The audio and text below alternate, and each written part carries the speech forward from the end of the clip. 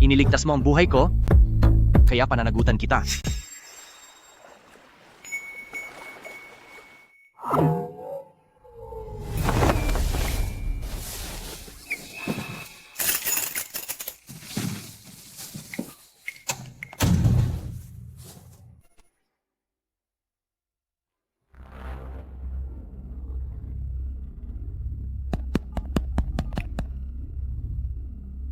Liu Chi, tulungan mo akong maghanap ng isang tao. May suot siyang jade pendant na may disenyong peras.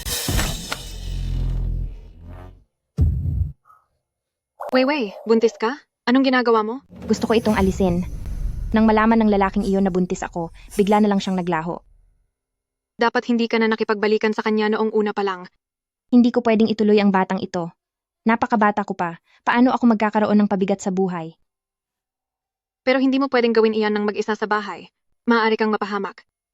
30,000 dolyar ang bayad sa operasyon. Ruan, tulungan mo muna akong bayaran ang operasyon. 30,000? 3,000 lang ang kaya kong ipunin. Wei, alam mo naman ang sitwasyon ko sa pera. 2 trabaho ang pinapasukan ko araw-araw. Hindi ko agad mailalabas ang ganoon kalaking halaga. Siguradong may halaga ang jade pendant na ito kapag ibinenta. Isama pa ang ipon mo, sapat na iyon para sa operasyon ko. Hindi pwede. Pamana pa ito ng pamilya ko. Huwag ka namang masyadong madamot. Kapag nagkapera na ako balang araw, tutulungan kitang matubos iyan. Hahayaan mo na lang ba na mapahamak ako? Sige na nga. Mas mahalaga ang operasyon mo. Tutubusin ko na lang iyan kapag may pera na ako.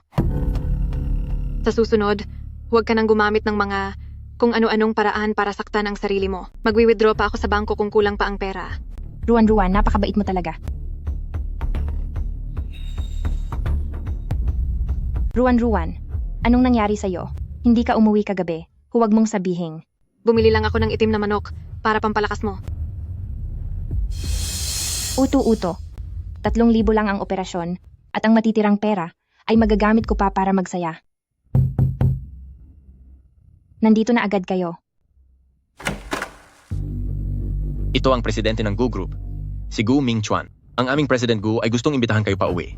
Para maging Mrs. Gu. Ang pinakamayamang tao sa Haicheng na si Gu Mingchuan? Tungkol sa nangyari kagabi, mananagot ako. Handa ka bang sumama sa akin? Kagabi? Kaya pala ang mga marka sa leeg ni Ruan ay galing sa kanya. Bakit siya ang nakatagpo ng dekalidad na lalaki, habang puro manloloko ang napupunta sa akin? Opo, payag ako.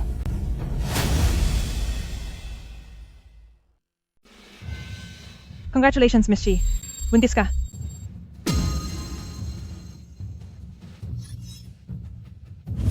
Congratulations, President Gu. Buntis po ang ginang. Talaga? Salamat sa sakripisyo mo. Ang mga bitamina para sa misis ko, ihanda nyo na ang lahat. Opo. Basta't maitago ko lang ang pinagmulan ng batang ito, siguradong magiging matatag na ang posisyon ko sa pamilyang Gu.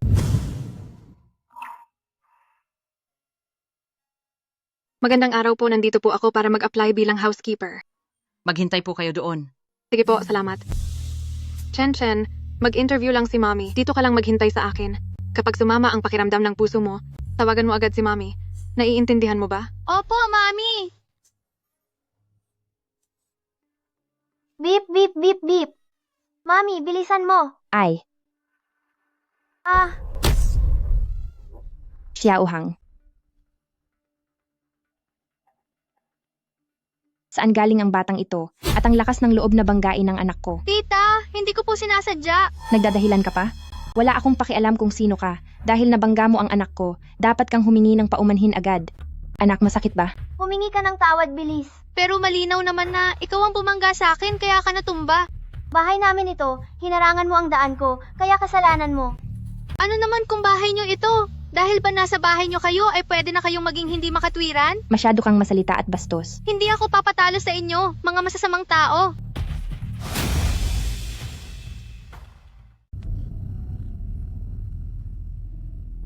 Anong nangyari, Chen?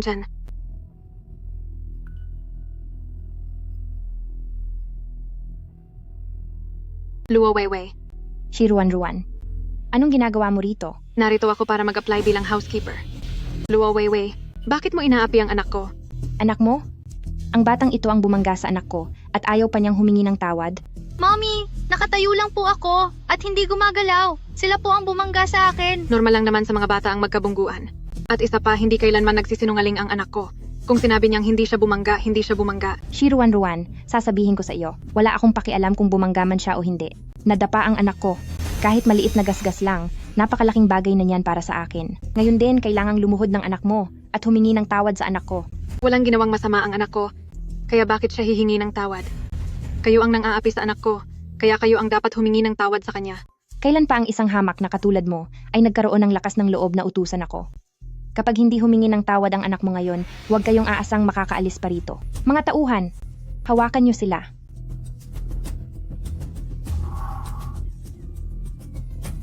Chen, Bitawan niyo ako.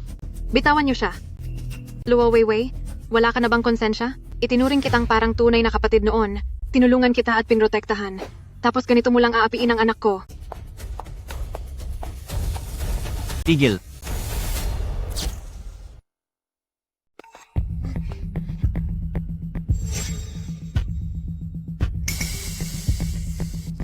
Bakit parang nakita ko na siya somewhere? Habi, nagwawala ang mag-inang ito sa bahay natin. Tinulak nila ang anak natin. Siya pala ang pinakasalan ni Luo Weiwei. Nagsisinungaling ka. Kailangan ni Chen ng pera para sa pagpapagamot. Maganda ang sahod sa pamilyang Gu. Magtitiis ako. Isang sorry lang? Iyan ba ang tapat mong paghingi ng tawad? Pinapaluhod kita para humingi ng tawad. Hindi mo ba naintindihan? Kung nasaktan man ang bata, handa akong magbayad para sa lahat ng gastusin sa gamot. Nakakatawa. Mukha ba akong walang pambayad sa gamot? Kahit ilang buwan ka pang maglampaso ng sahig, baka hindi mo pa rin iyon mabayaran. Tama na, wala na akong oras na makipagtalo sa inyo. Tatanungin kita, luluhod ka ba o hindi? Mama, wag kang humingi ng tawad. Bastos na bata. Ikaw. Huwag mong saktan ang anak ko. Pasensya na po. Akala mo ba makakalusot ka na sa isang yuko lang? Pasensya na po talaga. Sige, kung gusto mong yumuko, gawin mo iyan ng paulit-ulit. Tama na, lumabas na kayo. Ginoong Gu, narito po ako para mag-apply bilang housekeeper. Pasensya na, pero hindi kayo magkasundo ng anak ko. Hindi mo na kailangang bumalik pa. Bakit po? Humingi na ako ng tawad. Pinaghirapan ko pong makuha ang trabahong ito. Anong karapatan niyo para paalisin ako? Anong karapatan? Nakakatawa ka talaga. Si Ming Chuan ang may-ari ng pamilyang Gu, binastos mo ang anak ng may-ari at inaasahan mong manatili pa rito? Security, palayasin ang dalawang ito. Huwag na kayong tutapak sa pamilyang Gu kailanman. Opo.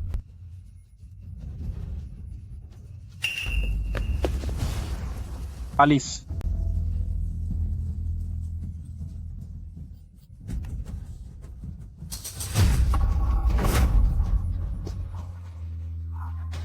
Chen, masakit ba ang pagkakabagsak mo? Mami, hindi po masakit. Shi Ruan, malayo na ang agwat nating dalawa. Nasa itaas na ako ng mga ulap at hindi ko hahayaan ang sarili ko na madikitan pa ng putik na gaya mo. Lipad na ang eroplano. President Gu po. Kailangang magtrabaho ni Papa, maglaro ka muna mag-isa. Sige po. Ano na ang balita sa investigasyon?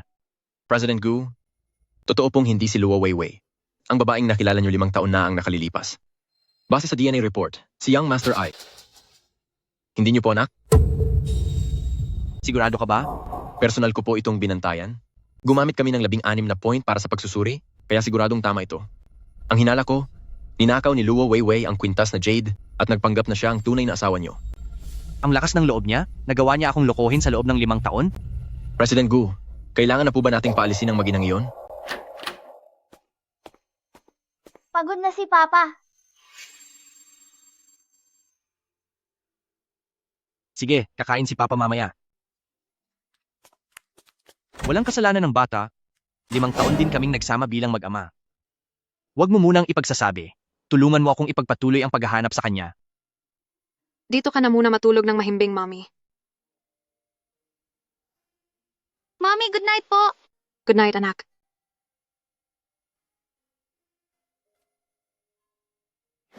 May sakit sa puso ang anak mo mula nang ipanganak. Kakailanganin mo ng hindi bababa sa 3 milyong dolyar para sa pagpapagamot. Maghanda ka na.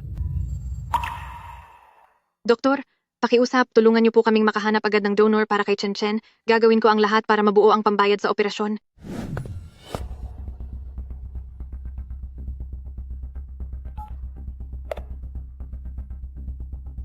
Sister Hong, kailangan pa ba ng tao sa night bar?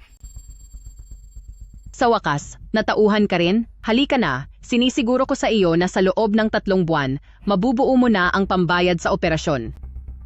Sige, papunta na ako. Sister Hong, kailangan ko ba talagang magsuot ng ganito?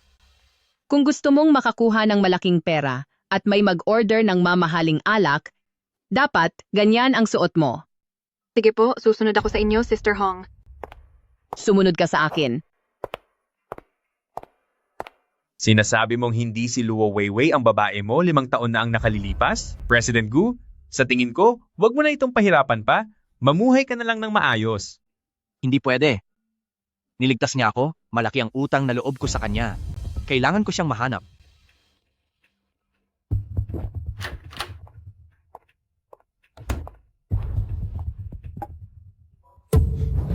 Ang tapang mo kaninang umaga, pero ganito pala ang trabaho mo sa gabi?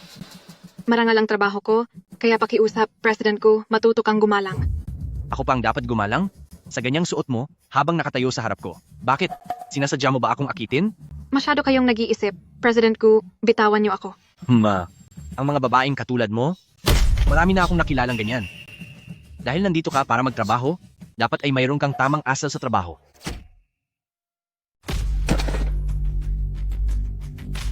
Pinayagan ka na ba ni President Gu na umalis? Pakiusap, huwag mo akong gambalain sa trabaho ko. 10,000 dolyar bawat baso. Iinom ka ba o hindi?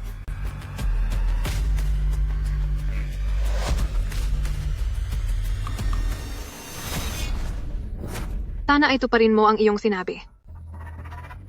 Nagmamalinis lang siya. Pero ganoon din naman pala. Ganyan naman ang lahat ng babae. Gusto ng pera pero nagpapanggap na matino. Ituloy mo.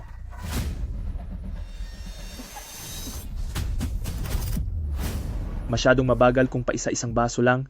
Mas mabilis kumita ng pera ng ganito.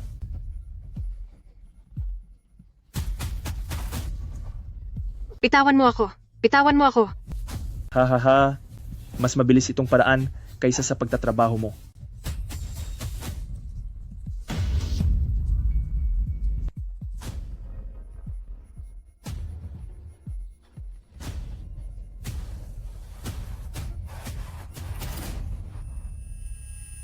Ito ay...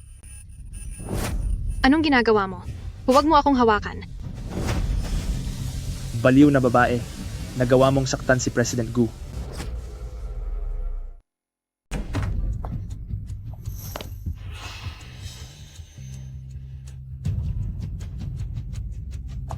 Aba, hindi ba't si President Gu ito?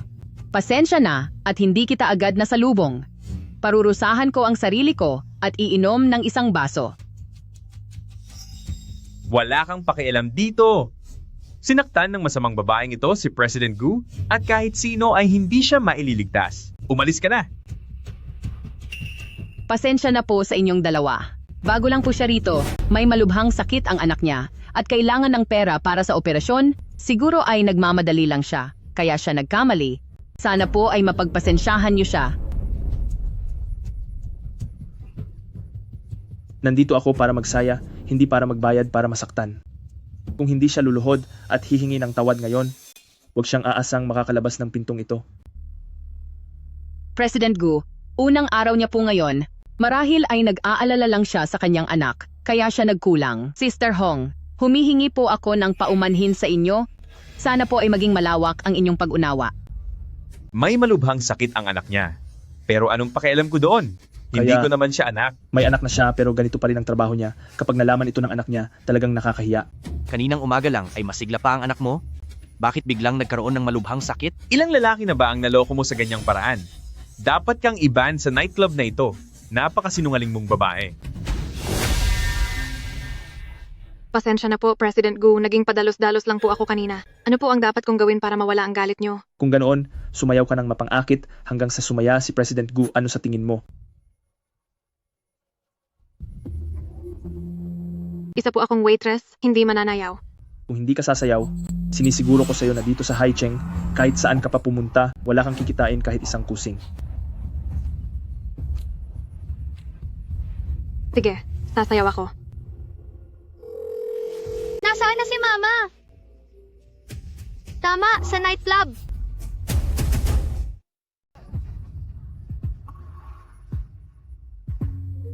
Tumayo ka sa ibabaw ng mesa.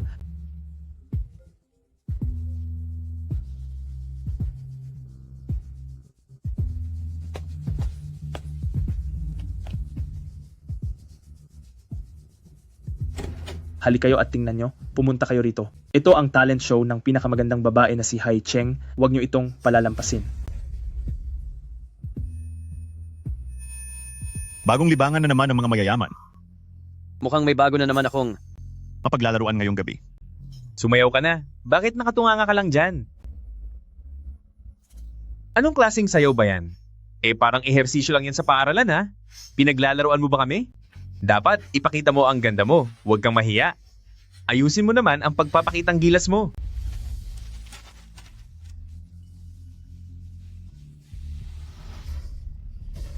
Miss, ituloy mo lang, huwag kang hihinto. Bilis, malaking halaga na ang ibinayad nila. Maging mapagbigay ka naman, huwag kang pabagal-bagal. Tama, ha. Huwag niyo akong hawakan. Huwag kang sumigaw. Nagkukunwari ka pa bang inosente? Ano bang masama kung mahawakan ka lang?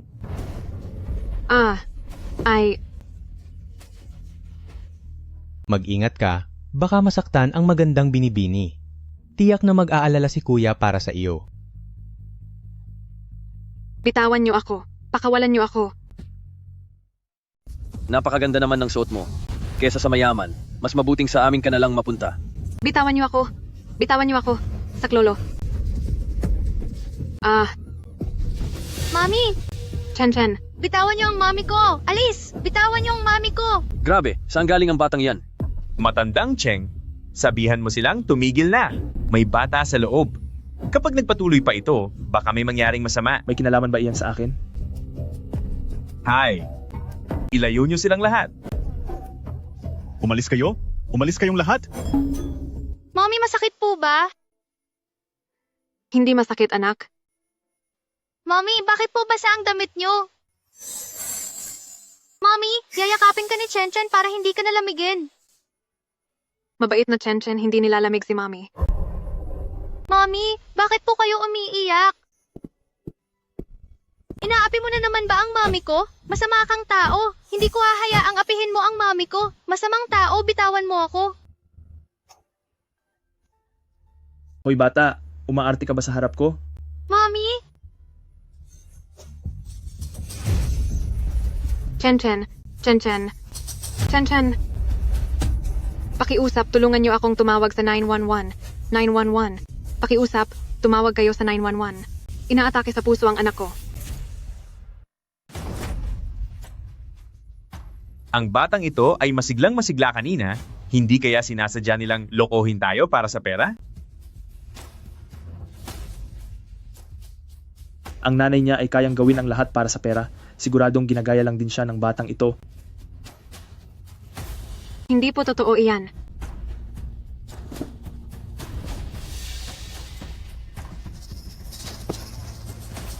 Nagkukunwari ka pa? Gusto mo kaming perahan? Hindi mangyayari iyan. Nagmamakaawa po ako. May sakit sa puso si Chen. Inaatake siya sa puso. Mukhang totoo ang pag-iyak niya. Ganito na lang, lumuhod ka sa harap ni President Gu at humingi ka ng tawad kay President Gu. Patawarin niyo po ako. President Gu, pasensya na po. Tumigil na kayo. Buhay ang nakataya rito. Tumawag na kayo ng sasakyan, bilis. Hello, Shiwan. Gusto kong magpa-reserve para sa isang operasyon.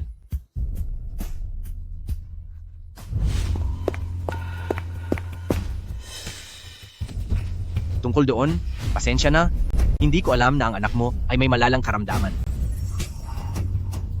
Salamat po, President Gu. Alam ko pong si Dr. Shi ay isang kilalang eksperto sa operasyon sa puso. Ilang beses na akong sumubok mag-appointment pero hindi ako makakuha.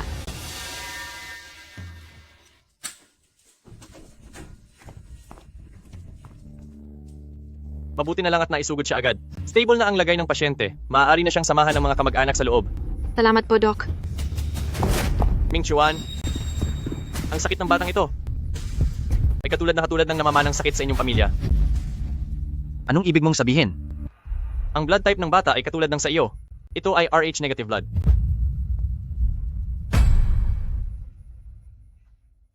Kaya, ang batang ito kaya ay... Di kaya anak mo ang batang ito? Sa akin?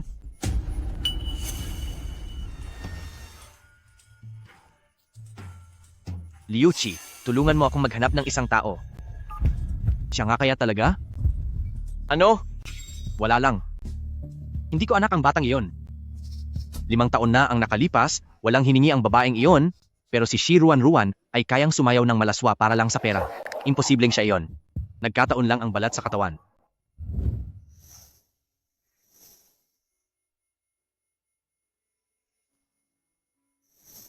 Mama! Chen, maayos na ba ang pakiramdam mo? Opo, hindi ko po kayo makita pag gising ko. Inaaway po ng masasamang tao si Mama. Chen, patawad.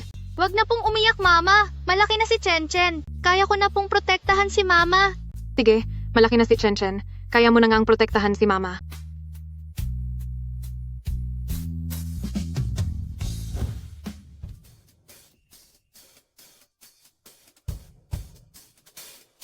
Ming Chuan, anong kailangan mo? Ang bayad sa gamot at ospital ni Shi Yichen? Ilagay mo sa pangalan ko. Ikaw, ibig sabihin ba nito ay pinag-isipan mo ng mabuti ang mungkahi ko? Dahil naman kay Yao Peng ang batang ito, nagkasakit at na-ospital siya dahil sa panggugulo nila. Nararapat lang na magbigay ako ng pambayad. Sa isang babaeng gahaman sa pera, kung hindi ko babayaran ang gastusin sa ospital, bibigyan ko lang siya ng pagkakataon na perahan ako.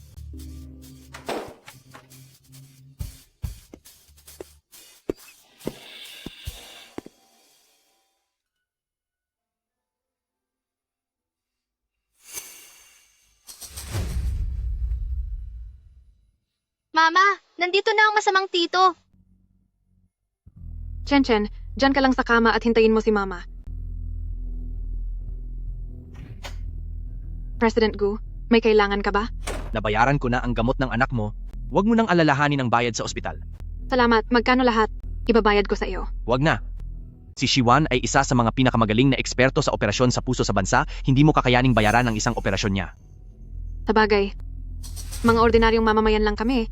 Paano kami magiging karapat-dapat na maoperahan ni Dr. Shiwan? Pasensya na, hindi iyon ang ibig kong sabihin.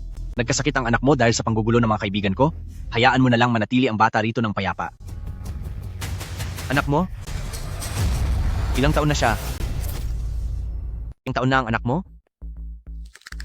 6 na taon na po. Balita ko ay may namamana ring sakit si pamilyang Gu. Binayaran ni Gu Mingchuan ang mga bayarin sa gamot ni Chen, tapos ay nagtanong patungkol sa edad. Posible kayang gusto niyang si Chen ang mag-donate para sa anak niya? Hindi maaari. Papa, saan ka po pumunta kagabi? Hindi mo man lang binilhan ng kwento bago matulog si Xiaohang. Buong gabi ka hinanap ng anak mo. Ako ang nagpalaki sa kanya simula noong bata pa siya, pero hindi siya ganito kalapit sa akin.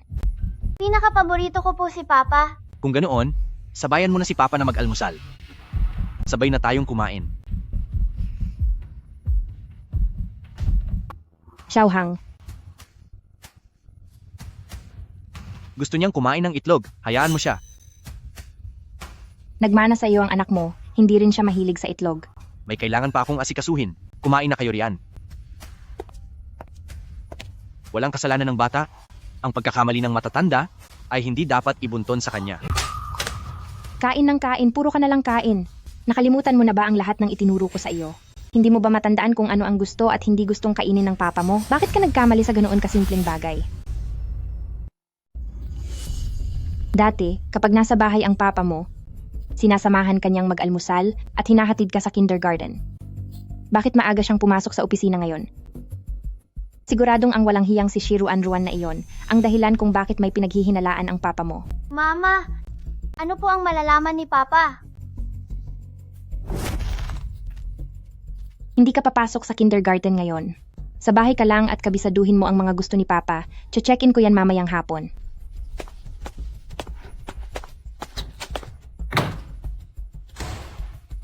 Hindi ka kakain hanggat hindi mo yan nakakabisado. Naku, madam, lumalaki pa po si Young Master. Paano po kung hindi siya kakain? Tumahimik ka. Sino ba ang amo sa bahay na ito? Sino ka para? Utusan ako sa dapat kong gawin.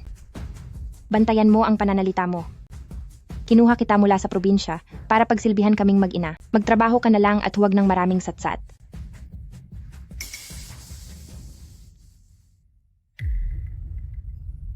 Liu Chi, saan pumunta si President Gu kagabi? Madam, iyong server sa Yese Bar, inatake sa puso ang anak niya. Kaya sinamahan ni President Gu ang mag-ina sa ospital. Nandoon din po si Dr. Shiwan. Sa Yesa Bar. Sino ang babaeng iyon? Mukhang kapareho po ng apelyido ni Dr. Shiwan.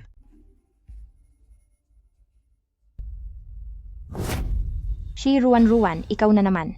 May gana ka pang sirain ang buhay ko? Pagbabayarin kita.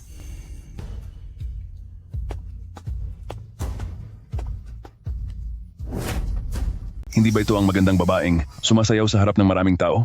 Samahan mo ako ng 1 buwan at mapapasa iyo ang lahat ng ito. Ang babae ni President Gu. Tikman din natin.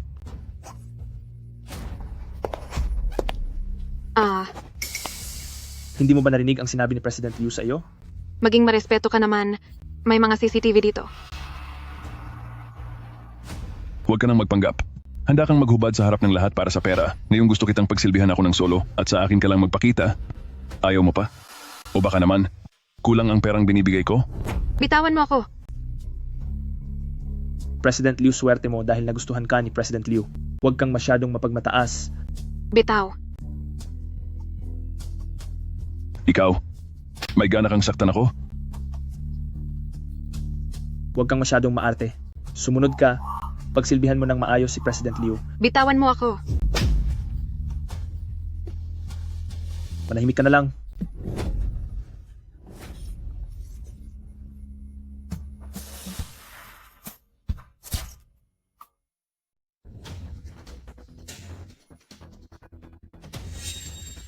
President Gu, hindi sumusunod ang babaeng ito, kaya tinuturuan ko siya ng leksyon para sa inyo. Aling kamay ang ginamit mo sa paghawak sa kanya? President Gu, ako, hindi ko po alam na sa inyo siya. Patawad po. President Gu. Wala kang silbi? Bilisan mo at humingi ka ng tawad. President Gu, patawad po. Akala ko po ay hindi niyo gusto ang babaeng ito. Hindi sa akin dapat kayo humingi ng tawad, kundi sa kanya. Pasensya na, binibini. Hindi. Magandang ate, napakabuti po ng inyong puso. Huwag na po kayong magalit sa akin. Alam ko na pong nagkamali ako. Talagang alam ko na pong nagkamali ako. Lumuhod ka at yumuko. Pati na rin ikaw? Patawad po. Patawad po. Patawad po. Hindi ko po nakilala ang inyong kapangyarihan. Napakabulag ko po. Pasensya na, bulag ako, ang tanga ko. Masyado akong naging mayabang. Patawad. Pakisabi sa aso niyo na patawarin ako. Patawad. Pakisabi sa aso niyo na patawarin ako. Pasensya na po, nagkamali po ako. Patawarin niyo po ako. Tama na. Huwag na silang saktan. Respeto lang ang kailangan ko. Ang laro ninyong mayayaman, hindi ko kayang sabayan. Leo Group, wala nang pakikipagtulungan sa kanila. President Liu. Wala kang silbi. Kasalanan mo itong lahat. Miss Shi, ipinaghiganti kita pero tinalikuran mo lang ako. Hindi ba parang ang bastos naman yan? Kung wala ka, hindi naman ako madadamay sa mga gulo na ito. President Gu, pakiusap, huwag ka nang magpapakita pa sa buhay ko.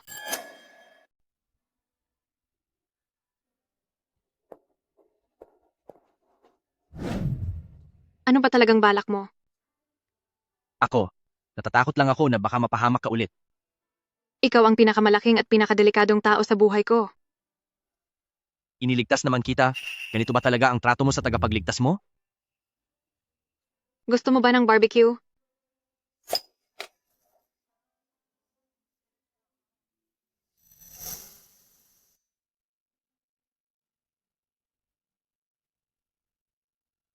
Masarap ang alak. Nakalilimot sa problema kapag lasing. Halika, inom. Ang utang na loob ko sa pagligtas mo, binabayaran ko na. Mula ngayon, wala na tayong utang sa isa't isa. Magbabayad ka ng utang na loob? Sa pamamagitan lang ng pagpapakain sa akin ng barbecue? Ikaw, napakataas ng katayuan ni President Gu. Sa tabi-tabi lang ang kaya kong ilibre. Kung ayaw mo, di huwag. Sandali, kakain ako. Masarap ang lasa. Buksan mo rin ako ng isa. May problema rin pala ang pinakamayamang tao. Oo. Ang anak ko? Hindi ko siya tunay na anak. Ha ha ha, ang malas mo naman pala. Hindi mo ba ako aaluin? Ayos lang yan. Kahit hindi mo siya anak, asawa mo naman ang nanay niya.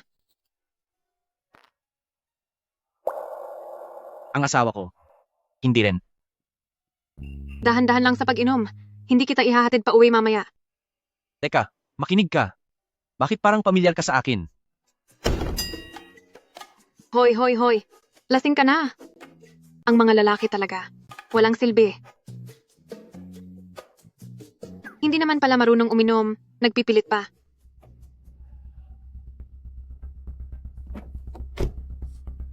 Ruan, binabalaan kita. Huwag mong hawakan ang asawa ko. Sino ba ang may gusto sa kanya? Mahal, uwi na tayo. Ang may-ari ng pendant na ito, nasaan ka na ba talaga? Mahal, anong sinasabi mo? Nandito lang ako.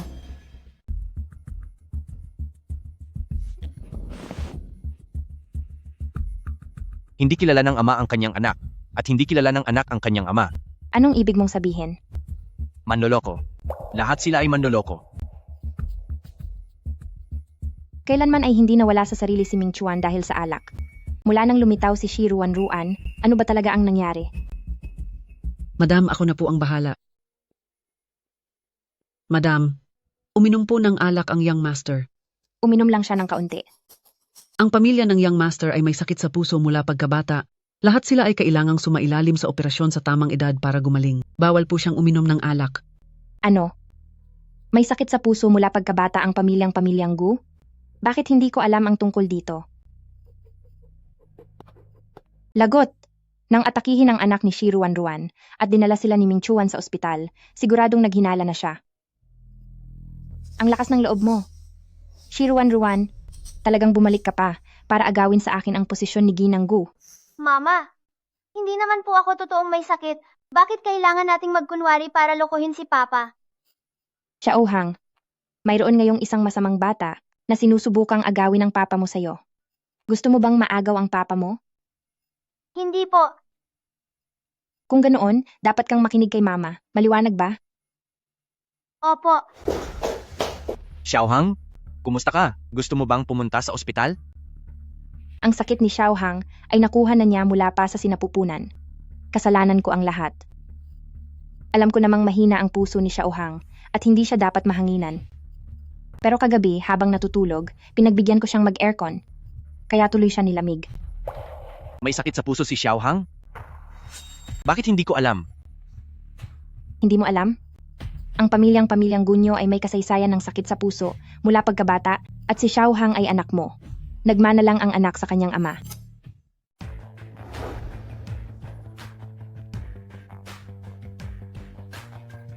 Nang ipanganak si Xiaohang, sinadya kong tanungin si Shiwan. At ang sabi niya ay malusog si Xiaohang. Alagaan mong mabuti ang bata, huwag kang magkaroon ng anumang masamang balak.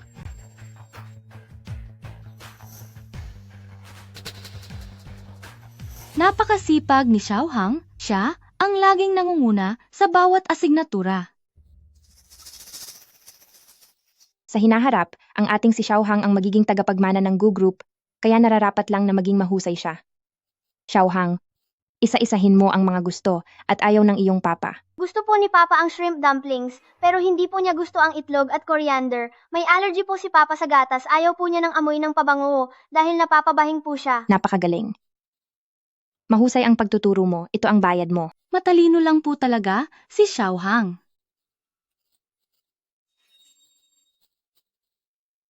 Xiaohang, pauwi na ang papa mo, sunduin natin siya, gusto mo ba?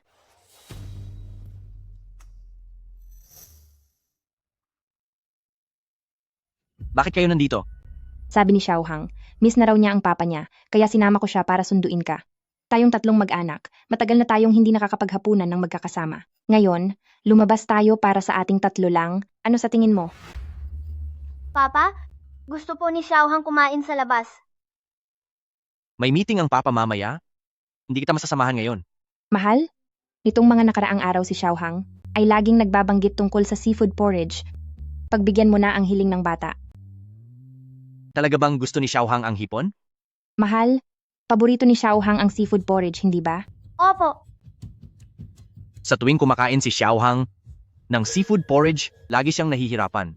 Anak mo si Xiaohang, pareho kayo ng panlasa. Bakit naman siya mahihirapan? Huwag ka nang mag-alala. Ganoon ba?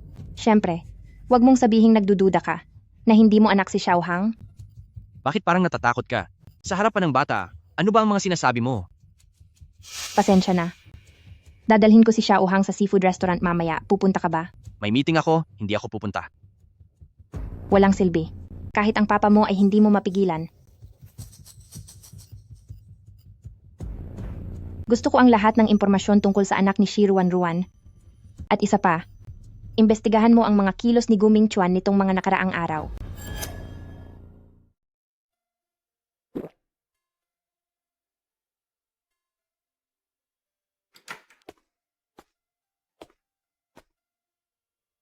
Ginoong Gu, ito na po ang alak na in-order nyo. Samahan mo akong uminom. Masama ba ang loob mo?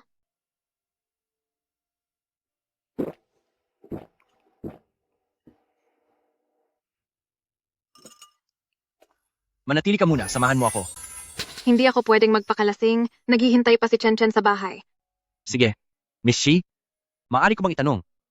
Mag-isa mong pinalalaki ang bata? Nasaan ang ama niya? Wala na ang ama niya. Wala na?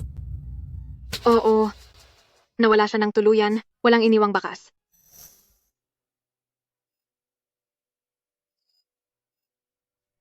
Walang hiya. Nagawa mo pang baliwalain ang babala ko. Madam, imbestigahan natin ang nangyari. 5 taon na ang nakararaan kay President Gu. Ano? Sinuri ko ang mga record sa ospital ni Shi Yichen, kapareho ng blood type niya si President Gu, at isa pa, mayroon siyang sakit sa puso simula pagkabata. May sakit sa puso? Maraming tao ang may parehong blood type. Ibig bang sabihin ay anak na silang lahat ni Guming Chuan? 5 taong gulang na si Shi Yichen, ang kaarawan niya at ng batang amo ay hindi lalampas sa 1 buwan ang agwat. Posible kayang noong panahong iyon ay nagbuntis si Ruan sa anak ni Guming Chuan? Imposible ito. Ang tsansa na mangyari iyon sa 1 beses lang ay napakaliit. Ipagpatuloy mo ang pagsubaybay kay Guming Chuan, iulat mo agad sa akin ang anumang mangyari. Sige po.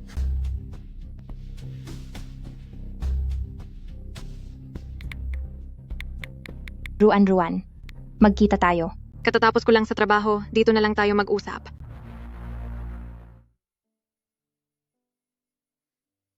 President Gu, may gagawin pa ako. Mauuna na ako. Huwag kang masyadong uminom.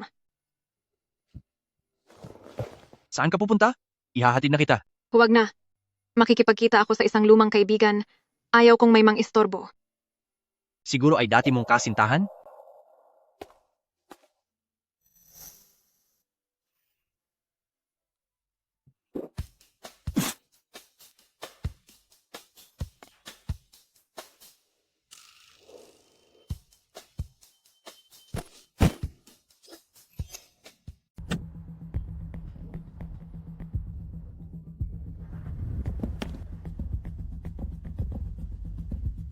Luo Weiwei.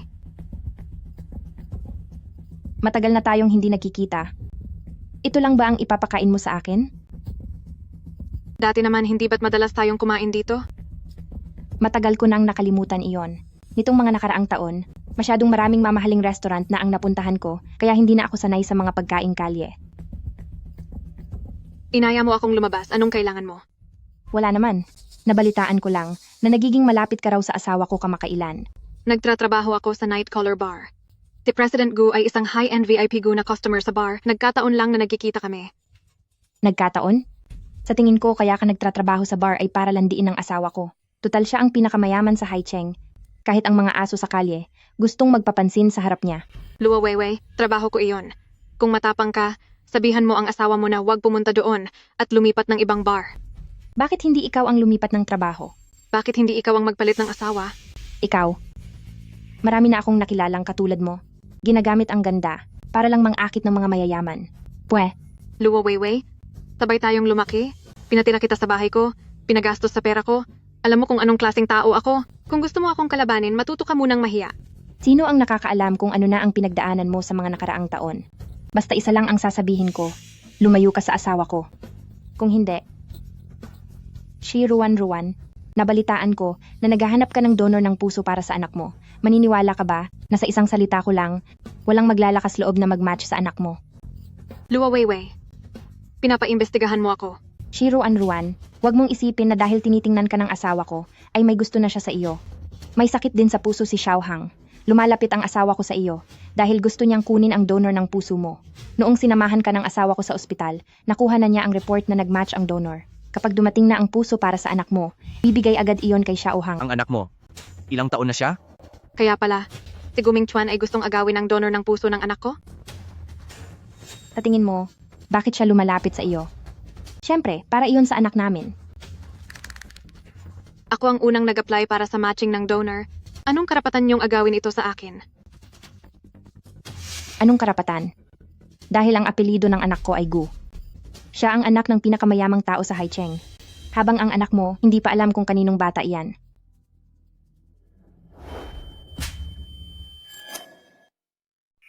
Ruan, may lakas ka ng loob na saktan ako? Dapat lang iyan sa iyo. Wala kang utang na loob. Ilang beses mo na akong hinaras at gusto mo pang kunin ang donor para kay Chen Chen? Walang hiya ka. Talagang hinahamon mo ako?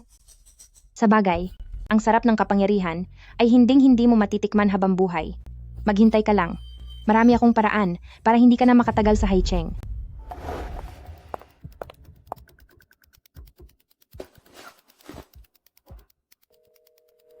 Dr. Cheng, ang donor para kay Chen Chen. Sasabihan kita kapag nahanap na namin.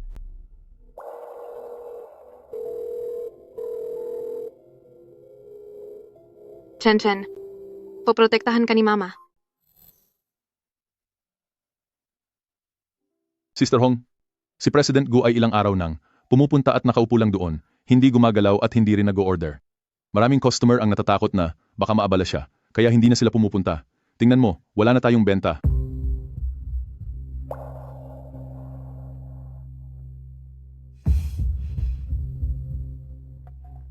President Gu, Nasaan si Ruan? ang tinutukoy niyo po ba ay si Ruan? Nag-resign na po siya. Nag-resign? Hindi ba kailangan niya ng pera para sa pagpapagamot ng anak niya? Mukhang nakahanap na siya ng taong gagastos para sa kanya. President Gu, kung mayroon mang pagkukulang si Ruan sa serbisyo, sana po ay pagbigyan niyo na alang-alang sa akin. Ibigay mo sa akin ang address ni Ruan. Address po? Ang address ni Ruan.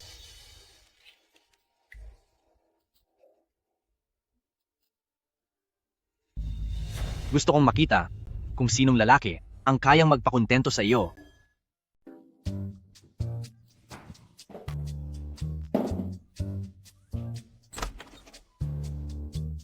Masamang tito, anong ginagawa mo rito? Ipinagbilhan kita ng milk tea? Mag-isa ka lang ba sa bahay? Nasaan si Mama? Lumabas po si Mama para magtrabaho. Gabi na. Saan pa siya magtatrabaho? Hinahayaan ka lang mag-isa rito sa bahay? Napaka-irresponsable naman ni Ma'am.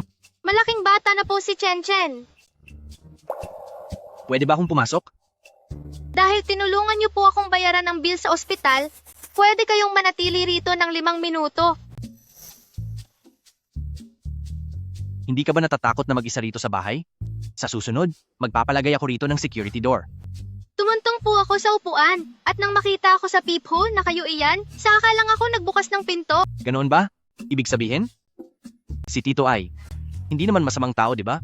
Ang bagal niyo naman po. Kung masama kayong tao, hindi ko kayo papapasukin dito. Bakit parang kamukha ni Chen Chen ang pagkabata ko? Tito, may kailangan po ba kayo kay Mama? Chen Chen, ilang taon ka na? Chen Chen, maraming masasamang tao ngayon. Kaya kapag may ibang taong nagtanong ng edad mo, huwag mong sasabihin ang totoo. Opo, 6 na taon na po ako. Ang babae 5 taon na ang nakalipas, siguradong hindi siya iyon. Nasaan naman ang tatay mo? Sabi po ni Mama, bago pa ako ipanganak, ay wala na si Papa. Ang tatay ko ay si San Wukong. Marami siyang kayang gawing milagro, basta kapag namimiss siya ni Chen, nagbabago siya ng anyo para samahan ako. Ang maliit na upuan ay pwedeng maging si Papa.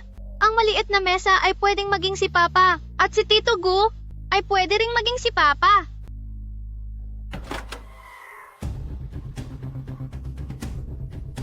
Anong ginagawa mo rito? Anong balak mong gawin kay Chen? Ano naman ang gagawin ko sa isang bata? Huwag mong isiping hindi ko alam kung ano ang masama mong balak, Guming Chuan. Si Chen ang lahat sa akin. Hinding-hindi ko hahayaang saktan siya ng kahit sino. Umalis ka na. Napakagulo mo kausap.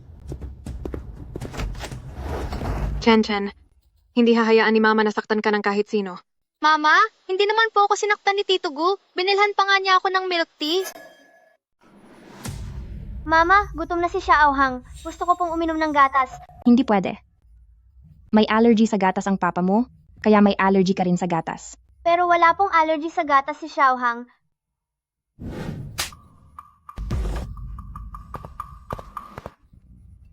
Anong ginagawa mo? Hindi nakikinig si Xiaohang, kaya tinuturuan ko siya ng leksyon. Papa, gusto pong uminom ng gatas ni Xiaohang. Hindi mo kailangang gawin yan. May gatas sa loob ng refrigerator, kukuha si Papa. Opo. Mahal, katulad mo rin si Xiaohang, nagkaka-allergy siya kapag uminom ng gatas. Talaga? Papupuntahin ko ang doktor sa Mansyong Gu para suriin ang mga allergy ni Xiaohang. Mahal, hindi na kailangan. Gabi na. Masyadong abala yan. Hindi naman. Para malaman natin ng malinaw, kung hindi naman pala allergic sa gatas si Xiaohang, makakainom na siya nito kahit kailan niya gusto. Pero masakit ang pagkuhanan ng dugo. Takot na takot si Xiaohang sa karayom, di ba? Papa, ayaw pong magpakuha ng dugo ni Xiaohang. Sige, matulog ka na ng mabuti, Xiaohang. Hindi na tayo magpapakuha ng dugo.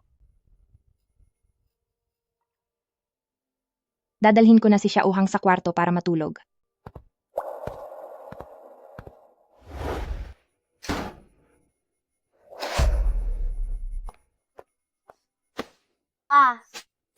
Huwag kang umiyak.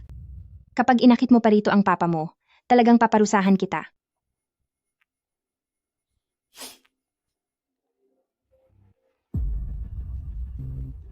Hello.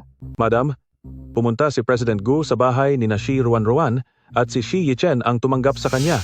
Ang batang iyon, kasama si Guming Chuan, sila lang bang dalawa ang magkasama? Opo, Wala namang napansin si Guming Chuan, di ba? wala pa naman sa ngayon. Subalit, magkasing edad, sina Young Master at Shi Yichen, maaari nating ilipat si Young Master sa kindergarten kung nasaan si Shi Yichen. Sa ganoong paraan, mas madali nating mababantayan ang mag-inang iyon. Humanap ka ng paraan para makakuha ng buhok ni Shi Yichen para maikumpara ang DNA niya kay Guming Chuan.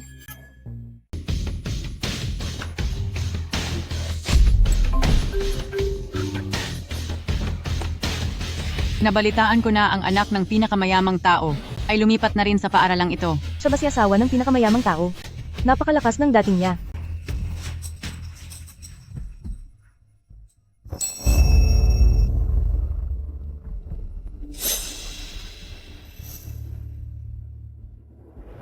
Xiaohang, naaalala mo pa ba ang itinuro ni Mama sa iyo kahapon? Xiaohang, bukas sa bago mong paaralan, may isang bata roon na ang pangalan ay Shi Yichen, gusto niyang agawin ng papa mo. Tulungan mo si Mama na makuha ang buhok ng masamang batang iyon para hindi tayo iwanan ng papa mo. Opo. Mama, hinding-hindi ko hahayaang maagaw niya si Papa. Ruan, mula ngayon ay magkaklase na ang mga anak natin, sa iisang section pa sila. Anong binabalak mo?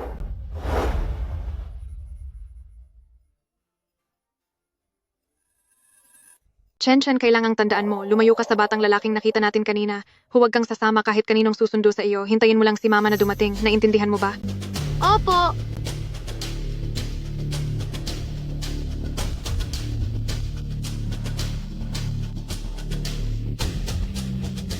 Nanay ni Chen, pumunta ka agad dito sa paaralan. May nangyaring hindi maganda.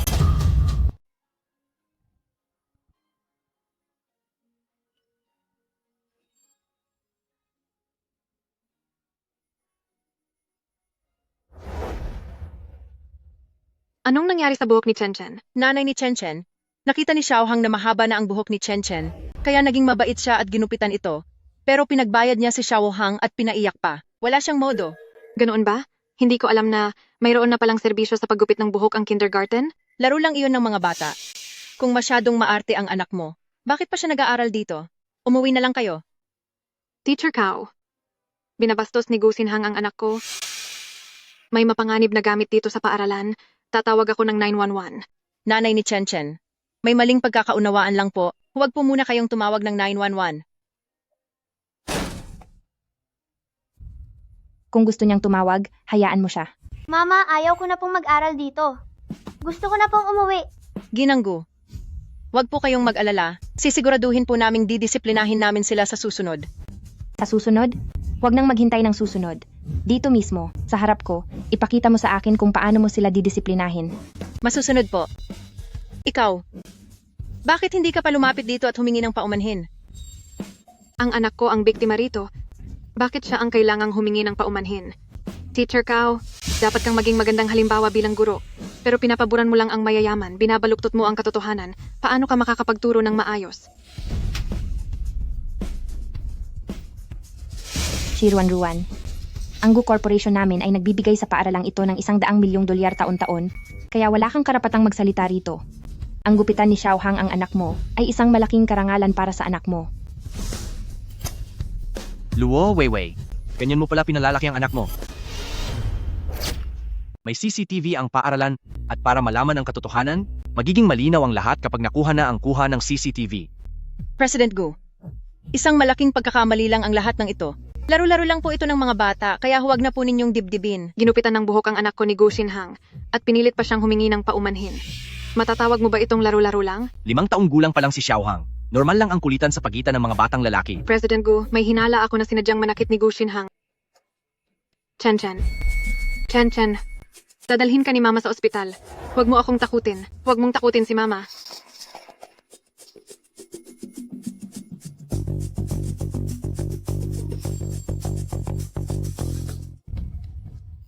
Ginanggo, ano ang relasyon ni na President Gu at Shiruan Ruan? Kamukhang kamukha ni President Gu si Shi Yichen. Teacher Kao, ang mga bagay na hindi dapat itanong. Huwag mo nang pakialaman. Opo, masusunod po. Teacher Kao, nakita mo rin ang nangyari kanina. Gagawa ng paraan si Shiruan Ruan para makalamang, masama ang kanyang hangarin, at puno siya ng masasamang balak. Naimpluwensyahan na niya si Shi Yichen, likas na matigas ang ulo, at ayaw magpasakop sa disiplina. Bilang isang guro, siguradong tuturuan mo siya ng leksyon, hindi ba? Naiintindihan ko po. Gawin mo ang gusto mong gawin, huwag kang mag-alala. Nandito lang ako para sa iyo. Posible kayang si Shi Yichen ay anak sa labas ni Gu Mingchuan? Ginanggo, tinitiyak ko po na didisiplinahin ko siyang mabuti. Ang mga bata ang pag-asa ng bayan, hindi sila dapat mapariwara.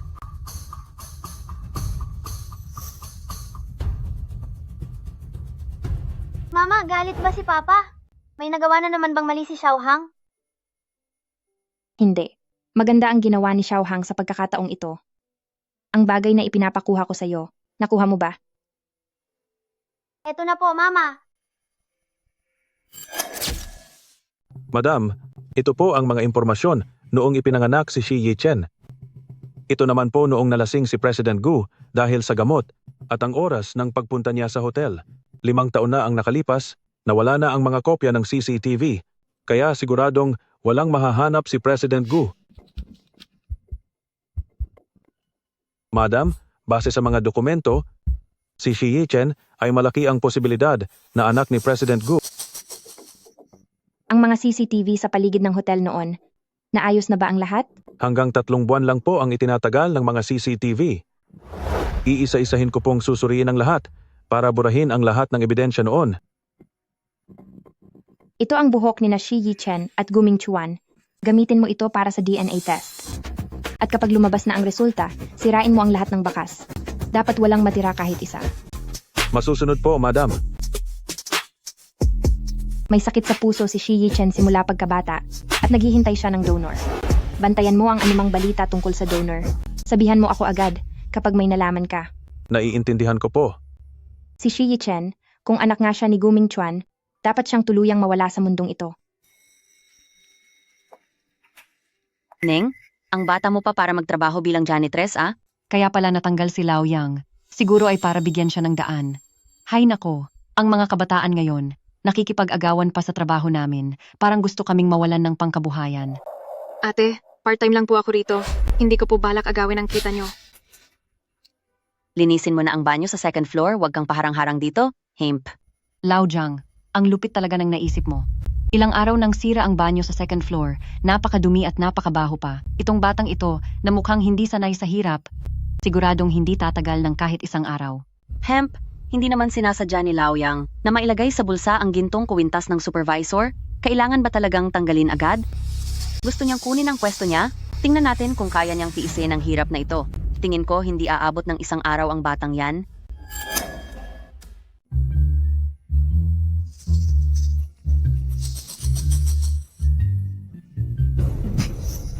Sa pagbili ng President Gu sa gusaling ito, huling batch na lang ng mga papeles ang kulang.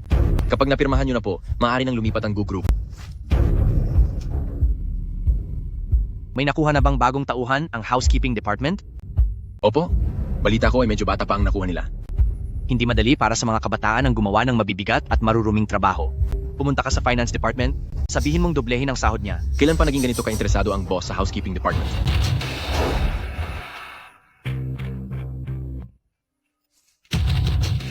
Ano? Si Shiruan Ruan. Anong koneksyon niya sa President Gu? Doble ang taas ng sahod? Ang bagong janitress ay si Shiruan Ruan. Si Shiruan Ruan. Gusto tulungan ni President Gu si Shiruan Ruan. Pero bakit hindi siya binigyan ng mas disenteng trabaho? Kuya Liu. Bakit ka nakatulala riyan? Kapag sinabing dagdagan ng sahod, gawin mo na lang. Huwag ka nang magtanong ng hindi dapat. Madam, nagtatrabaho na si Shiruan Ruan sa Gu Corporation. Nasa housekeeping department siya ng gusaling ito. Pinadoble pa ni President Gu ang sahod niya. Shi Ruan, talagang hindi ka na nawala sa paningin ko. Madam, lumabas na ang resulta ng DNA test. Hindi pwedeng malaman ni Gu Mingchuan ang tungkol sa sikretong ito. Hindi pwede. Madam, ang gusali kung saan nagtatrabaho si Shiruan Ruan ay binili na ng Gu Corporation. Nagiging malapit na siya ngayon kay President Gu. Kapag nabunyag ito balang araw, siguradong malaking gulo ito. Ano na ang gagawin natin? 5 taon din akong nagtrabaho rito. May mga koneksyon pa rin si Gu Madam sa kumpanya. Ang pabagsakin ng isang hamak na janitress. Napakadali lang yan. Cheng Jiang, gumawa ka ng paraan para matanggal si Shiruan Ruan. Sa lalong madaling panahon, huwag kang mag-iiwan ng kahit anong ebidensya. Bumalik ka rito at linisin mo. Ito nang maigi. Hinto. Naitabi ko na ang mga ebidensya. Linisin mo ang sarili mong kalat. Narito ka ba para magtrabaho? Ang tigas ng ulo mo? Gusto mo ng ebidensya? Halika rito, bibigyan pa kita ng maraming ebidensya. 15,000 dolyar? Ganito ba talaga kalaki ang sahod ng cleaner? Sandali, ito ang Gu Group. Ano? Natatakot ka na ba? Para malaman mo, ako ang supervisor dito? Gusto mo bang makapasa sa iyong probation period? Dapat ay pumayag muna ako? Kung hindi mo gagawin ng maayos ang trabaho mo, lumayas ka rito. Ginawa ko na ang lahat para mag-ingat. Ngunit hindi ko akalain na sa paghahanap ko ng trabaho, ay mahuhulog pa rin ako sa kuta ng Gu Group. Gaya ng inaasahan mula sa pinakamayamang tao sa Haicheng. Ang ating President Gu ay bata pa at matagumpay. Kabibili lang niya ng gusaling ito at lilipat na rito sa bagong lokasyon. Linisin mo itong mabuti, mula loob hanggang labas. Huwag kang magtitira ng kahit anong maduming sulok. Naintindihan mo ba? Kayo ang pinakamaduming bahagi ng gusaling ito. Sino ba ang may pakialam sa Gu Group? Aalis lang ako kapag nailabas ko na ang lahat ng galit ko.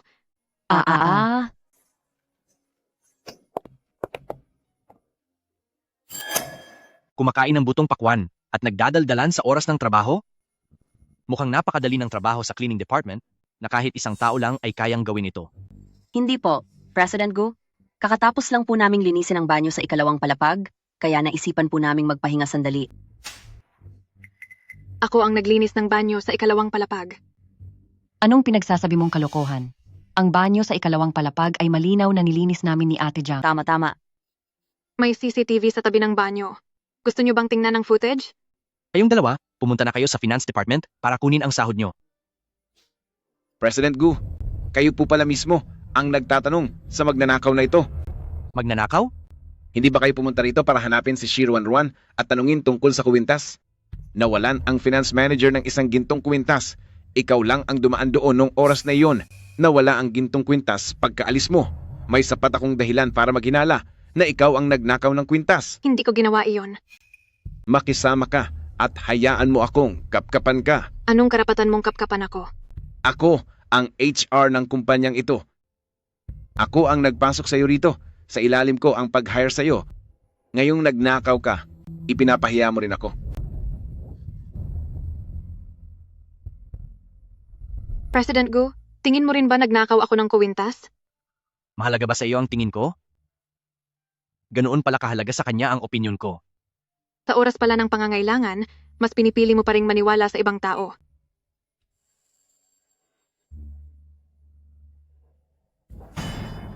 Bitawan mo ako. Labag sa batas ang ginagawa mo. Ang pagnanakaw mo ang labag sa batas. May gana ka pang saktan ako? May gana ka ring kapkapan ako? Bakit hindi kita pwedeng saktan? Dahil ninakaw mo ang gamit ko.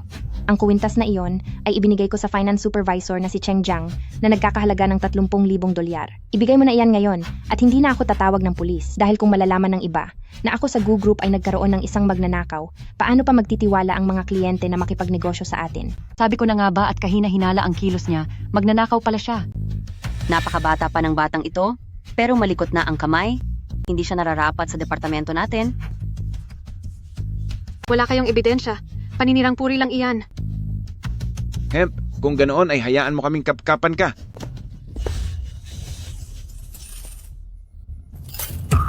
Hemp, ayaw mo pa ring umamin?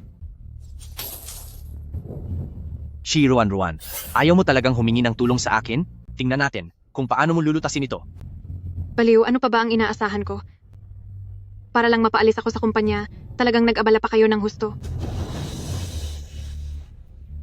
Tumawag na tayo ng pulis ngayon at hayaan ang mga pulis na suriin kung may fingerprint ko ba ang kuwintas na iyan. Anong pagtawag sa pulis? Kapag nalaman ng iba na may magnanakaw sa mga empleyado ng Gu Corporation, paano na ang reputasyon ng grupo? Napakasama ng intensyon mo. Kapag nalaman ng ibang tao na hindi marunong magdisiplina ang President Gu, mapapahiya ang President Gu at kahihiyan ito para sa Gu Corporation. Pumunta ka na agad sa HR para sa mga papeles mo at umalis ka na. Narinig mo ba? Pinapaalis ka na. Aalis ako, pero hindi ako aalis na may dumi ang pangalan ko. Nagnakaw ka at dahil iniisip namin ang reputasyon ng kumpanya, pinili naming wag nang tumawag sa pulis. Ano pa ang gusto mo? Magligpit ka na ng gamit at umalis. Huwag ka nang magpakita ng kahihiyan dito. Kayo po ba ang nanay ni Shi Yichen? Ako nga po. Si Chen Chen ay inatake sa puso sa kindergarten. Ang operasyon para sa heart transplant ng bata ay hindi na pwedeng ipagpaliban. Kamusta na si Chen Chen ngayon? Pupunta na ako agad diyan. Hindi maganda ang sitwasyon.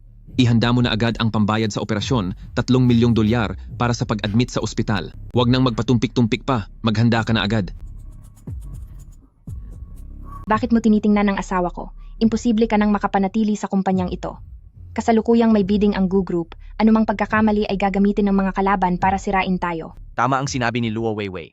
Kailangan kong isipin ang mas malaking kapakanan. Pero wala talaga akong ninakaw. Dahil walang matibay na ebidensya, suspendido muna ang trabaho mo ng walang sweldo. Pagkatapos ng bidding ng kumpanya, sa loob ng kalahating buwan, maaari ka nang bumalik sa trabaho. Ming Chuan, mukhang pera si Shirwan Ruan, at malikot ang mga kamay, balang araw ay magdadala lang siya ng gulo sa kumpanya. Mas mabuting sibakin na lang siya agad para sigurado. Weiwei, nakikiusap ako sa iyo. Huwag mo akong sibakin sa trabaho. Kailangan ko talaga ang pera. May sakit sa puso ang anak ko, kailangan lang makahanap ng donor para maoperahan siya. 5 taong gulang pa lang siya. Gusto ko siyang mapagaling. 5 taon? Hindi ba ang sabi mo sa akin ay 6 na taon na si Chen Chen? Wala kang sinasabing totoo, pati edad ng anak mo ay pinagsinungalingan mo rin. Dito sa Gu Group, hindi namin kailangan ng taong katulad mo, kaya mag-impake ka na at umalis. President Gu, kailangan ko po ang trabahong ito. Para lang mapanatili ang trabaho, puno ka na ng kasinungalingan. Ming Chuan, huwag kang maniniwala sa kanya. Napakawalang puso naman ng inang ito. Para lang sa trabaho, pati sariling anak ay nagawa niyang isumpa. Basta para sa sariling kapakanan, wala siyang pakialam kung mapahamak ang bata. Mag-ingat ka dahil baka karmahin ka. Huwag mong hawakan ang asawa ko. Walang hiya ka. President Gu, sinamahan niyo po si Chen Chen sa ospital noon. Totoong may sakit siya sa puso at hindi na talaga siya makakapaghintay pa.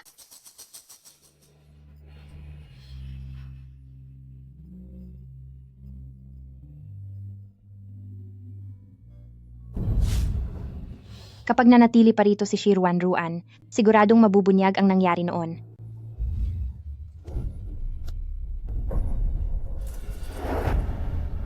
Ang pendant ko? Hindi ba't ibinenta mo iyan noon para may pambayad sa pag-alis ng bata? Bakit nasa iyo iyan? Ano bang pinagsasabi mong kalokohan? Ito ay sa akin simula noong bata pa ako. Paano ito naging sa iyo? Noong iniwan ka ng walang kwentang lalaki at gusto mong alisin ang bata dahil kulang ang pera mo, ibinigay ko sa iyo ang jade pendant para maisangla. Nagsisinungaling ka, hindi naman kita kilala noon. Mukhang nababaliw ka na dahil sa pera, kaya gumagawa ka ng ganyang klaseng kwento. Kaya naman pala may sakit sa puso ang anak mo, ang kasamaan ng ugali ng ina ay nagiging karma sa bata. Luo Weiwei, nagkamali talaga ako sa pagtulong sa iyo noon. Shi Ruan Ruan, pangalawang beses mo na akong sinaktan. Pagbabayarin kita. Sinasabi mo na ang jade pendant na ito ay sa iyo? Anong ebidensya mo? Mahal, huwag kang makinig sa mga kasinungalingan niya. Gusto lang niyang makuha ang posisyon ni Mrs. Gu. Gusto niyang mang-agaw ng hindi sa kanya. O talaga? Ang posisyon ni Mrs. Gu? Sa tingin mo ba ay makukuha mo dahil lang sa isang jade pendant? President Gu, 5 taon ko nang kilala ang madam. Sa loob ng 5 taon, lagi niyang dala ang jade pendant na ito. Shi Ruan Ruan, wala kang patunay. Maglabas ka ng ebidensya. Patapos mong itakas ang kwintas ng supervisor. Pati ba ang jade pendant ng madam ay nanakawin mo? Ang jade pendant na ito ay pamana ng lola ko sa akin. Weiwei? Itinuring ka ng lola ko na parang sariling anak? 15 taon tayong magkaibigan? Nakalimutan mo na ba ang lahat? Hahaha, nakagawa ka na naman ng kwento tungkol sa lola. Shirwan Ruan, kapag nagpatuloy ka pa sa pag-iimbento, pati ang buong angkan mo ay madadamay sa kwento mo. Ibigay mo sa akin ang jade pendant. Ming Chuan, puro kalokohan lang ang sinasabi ni Shirwan Ruan, hindi ka ba naniniwala sa akin? Ako na muna ang magtatago nito. Umaarte lang siya. Ang lahat ng ginagawa niya ngayon ay para lang sa jade pendant na ito. Hindi naman pwedeng kahit sinong hamak na tao na lumapit at magpanggap na sa kanila ito, ay ibibigay ko na lang, di ba?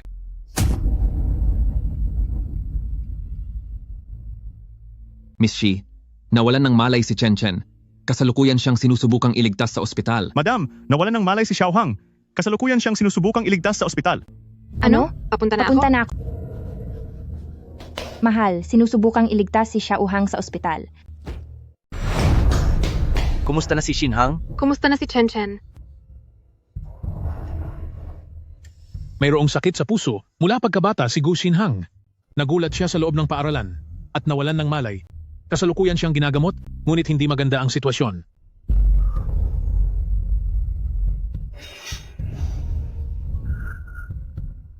Maayos naman ang lagay ni Chen Chen noon pa. Bakit bigla siyang nawalan ng malay? May nagawang pagkakamali si Chen Chen, kaya pinatakbo siya ni Teacher Kao ng 2 ikot at bigla na lang siyang hinimatay. Kakalalaman ko lang din tungkol dito. Teacher Kao, alam mong mahina ang puso ni Chen Chen at hindi siya pwedeng mapagod ng husto. Bakit mo pa rin siya pinilit tumakbo? Gusto mo ba siyang saktan ng sadya? Kung masyadong maselan ang anak nyo, bakit nyo pa dinala sa paaralan? Dapat sa bahay nyo na lang yan inalagaan. Teacher Kao? Sir, hindi nyo dapat pinagbibigyan ang batang yan. Habang seryosong nagdo-drawing si Gu Xinhang, biglang lumapit si Shi Yichen at pinunit ang drawing niya. Napaiyak si Xiao Hang dahil sa takot, kaya tinuruan ko lang siya ng leksyon. Kilala ko ang sarili kong anak. Hinding-hindi niya punitin ng walang dahilan ang drawing ni Xiao Hang. Kapag may nangyaring masama kay Shi Yichen, pagbabayarin ko kayong lahat. Nasaan ang CCTV ng paaralan? Sira po ang CCTV, hindi pwedeng makita. Ang tiyempo naman yata ng pagkasira? Liu Chi, kumuha ka agad ng kopya ng CCTV mula sa paaralan at ipadala rito. Opo. Shi Yichen, anong ginagawa mo? Pinunit po niya ang drawing ko. Humingi ka agad ng tawad kay Xiao Hang. Kung hindi ka hihingi ng tawad, tumakbo ka sa field.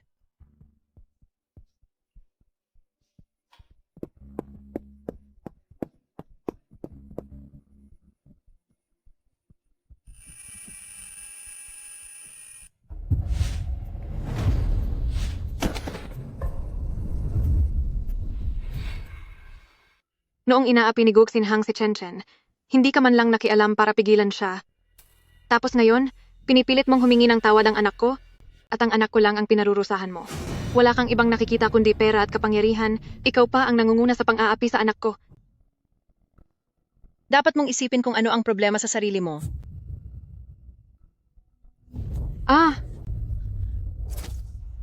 Subukan mong magsalita pa ng masama tungkol sa anak ko, at talagang makakatikim ka sa akin. Ruan, magpakalma ka. Nandito tayo sa ospital.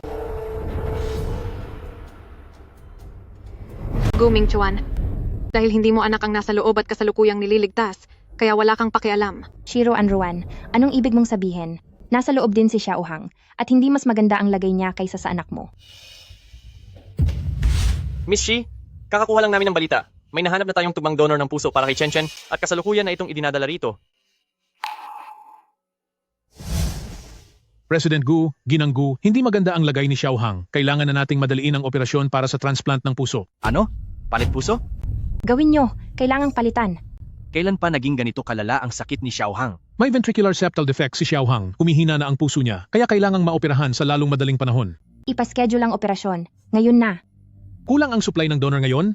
Iisa lang ang donor ng puso na parating na sa ospital. Base sa nakita ko sa mga records, tugma ang lahat ng aspeto nito kay Xiaohang, kaya lang, Sabihin mo na kung may problema. Hindi problema ang pera. tugma rin ang donor na yon kay Shi Yichen. Ngayon, iisang puso ang kailangang paghatian ng dalawang tao. Hindi maaari. Matagal kong hinintay ang pusong ito. Kung sino man ang gustong umagaw sa donor ng anak ko, kailangan muna nilang dumaan sa ibabaw ng bangkay ko. Miss Shi, ang ventricular septal defect ni Xiaohang ay nagdulot na ng malalang komplikasyon kung hindi siya sasailalim sa transplant. Maaring mawala na siya. Si Chen Chen naman ay makakapaghintay pa. Doktor, ang pusong ito, kailangan din ito ng anak ko. Tama na? Ibigay muna ang donor ng puso kay. Ibigay muna ang donor heart kay Xiaohang. Hindi maaari. Matagal nang inaasam iyan ni Chen Chen, at matagal na siyang naghihintay, para iyan sa kaligtasan ng anak ko. Ruan, sabi ng doktor, maaari pang maghintay si Chen Chen, pero hindi na makakapaghintay si Xiaohang. Gu Mingchuan, buhay ng anak ko ang nakataya rito. Gusto mo bang ibigay ko ang pagkakataong mabuhay ng anak ko sa ibang tao? Ang ospital na ito ay pagmamayari ng Gu Corporation, kaya ipinapaalam lang namin sa iyo, hindi kami nakikipag-usap sa iyo. Huwag kang masyadong mayabang. Tumahimik ka. Pagkabalik mo, mag-impake ka na at umalis. Paano ka naging guro kung wala kang malasakit? Ruan. Ngayon, mas kailangan ni Xiaohang ang donor heart na ito. Kung may nagawa man akong mali sa iyo noon, huwag mong idamay ang mga bata. Pakiusap, iligtas mo si Xiaohang. Ruan, kapag pumayag kang ibigay muna ang donor heart kay Xiaohang, ang lahat ng gastusin sa operasyon ni Chen Chen ay babayaran ng Gu Corporation. Tama, ang 3 milyong dolyar ay hindi maliit na halaga. Siguradong mahihirapan kang kitain iyan ng mag-isa. Isipin mo na lang na binili muna namin ang donor heart, tutulungan kitang maayos agad ang operasyon ni Chen Chen pagkatapos. Dr. Shi, maaari pa bang maghintay si Chen Chen? Kailangan gawin ito sa lalong madaling panahon. Kung hindi, para itong bombang sasabog anumang oras. President Gu, magdesisyon na po kayo agad. Nasa pintuan na ang donor heart. Ruan, pakiusap. Iligtas mo ang buhay ni Xiaohang. Wala na tayong oras. Liu Qi, dalhin mo si Miss Shi para pumirma.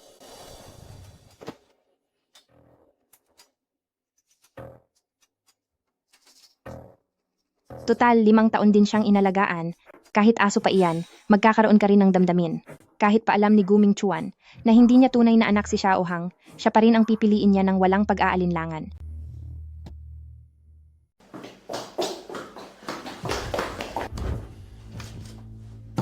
Pumirma ka na agad? Pirma?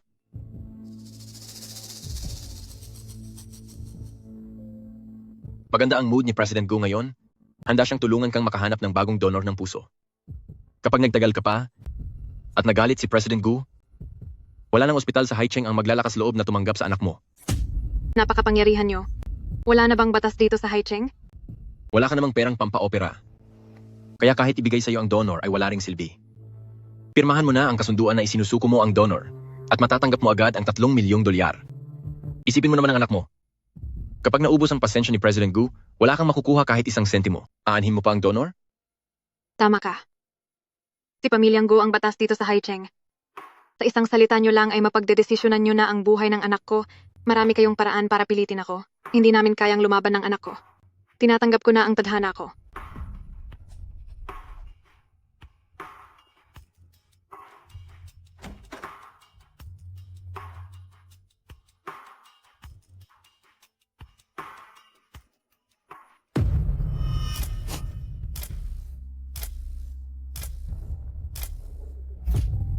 Ruan, huwag kang mag-alala.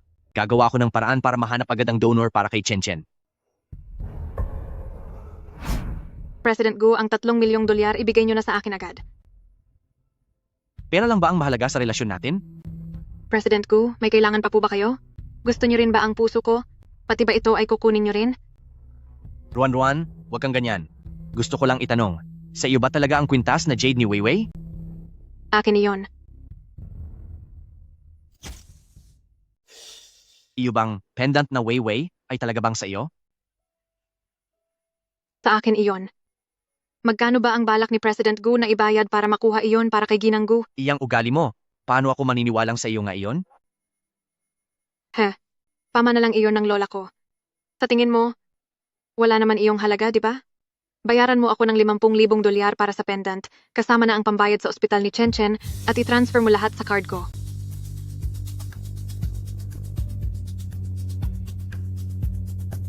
Ruan, patawad.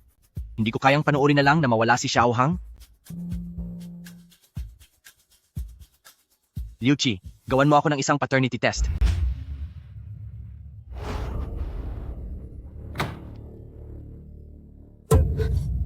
Gusto mo bang mapahamak, Liu Qi? Ano na? Pumirma ba si Shi Ruan? Pumirma na siya. Hiniling ni President Gu na i-compare ang kanyang DNA sa DNA ni Shi Yichen.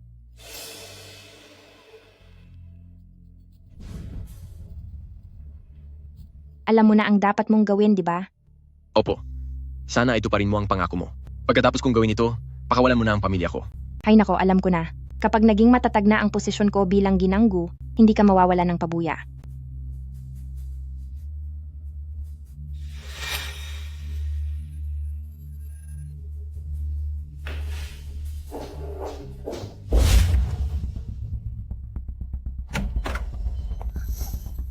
Anong ginagawa mo rito?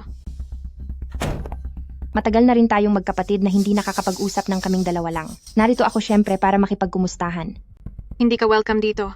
Umalis ka na po. Eksakto, wala rin akong ganang makipagtalo sa iyo.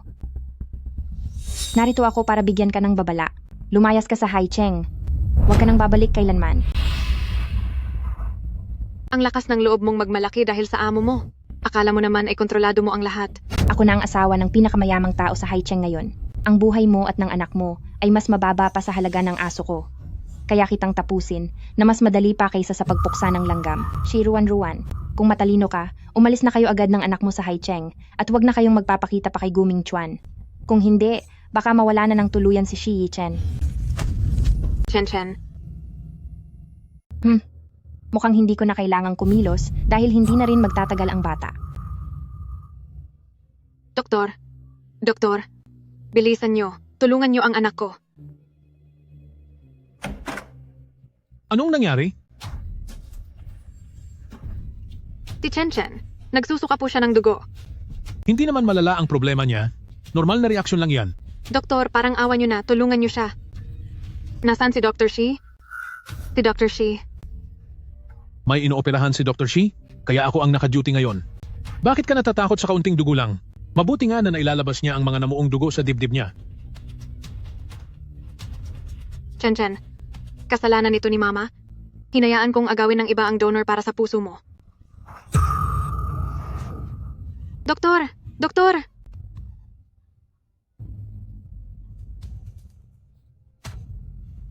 Ihanda ang operasyon.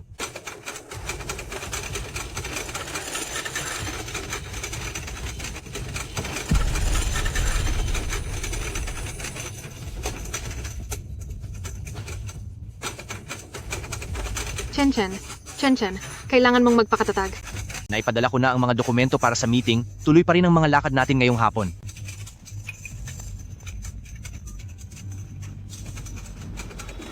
Miss Chi, maghintay po kayo sa labas.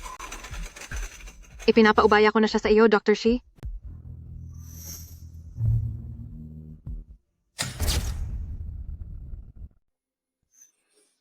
Miss Shi.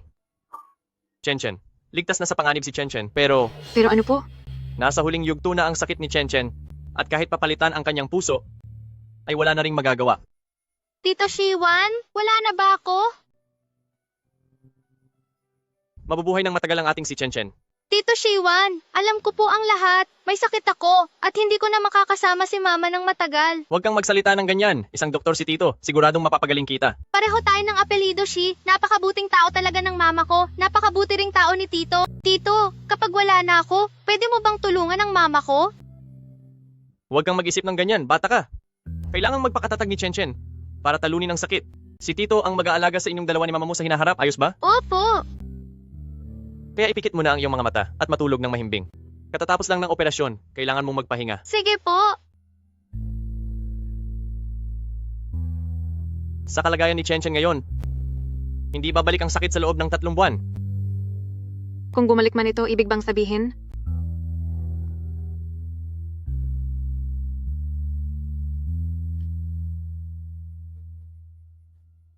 Mama, bakit po kayo umiiyak? Hindi umiiyak si Mama. Kanina lang ay may napuwing lang sa mata ni Mama.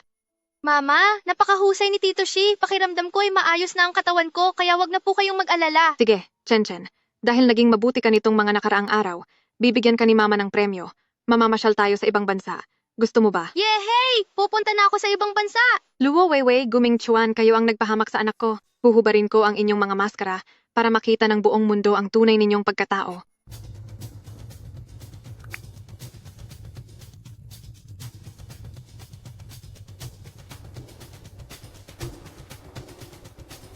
Ruan, huwag mong isiping may gusto sa iyo ang asawa ko dahil lang sa tinitingnan kanya.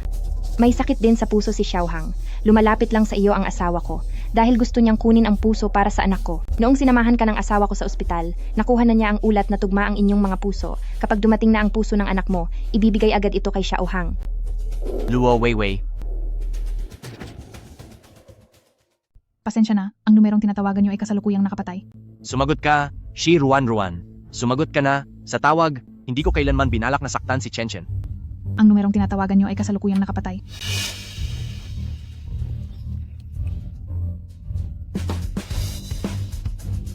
President Gu, hindi po kayo makontak sa cellphone nyo.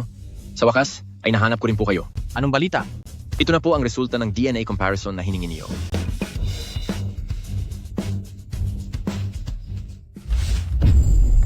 Ibig bang sabihin ay pagkatapos ko, si Shi Ruan ay may iba pang lalaki? President Gu, anong ginagawa mo rito? Nasaan sina Shi Ruan at Shi Yichen? Magche-check lang ako ng mga pasyente, wala ba sila rito? Ikaw ang attending physician ni Chen? Siguradong alam mo kung nasaan sila?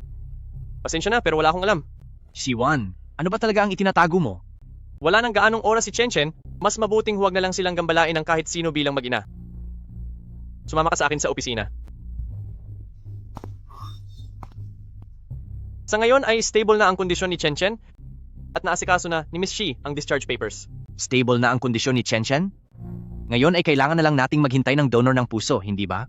Bilisan nyo, humanap kayo ng pusong tugma kay Chen. Opo, boss.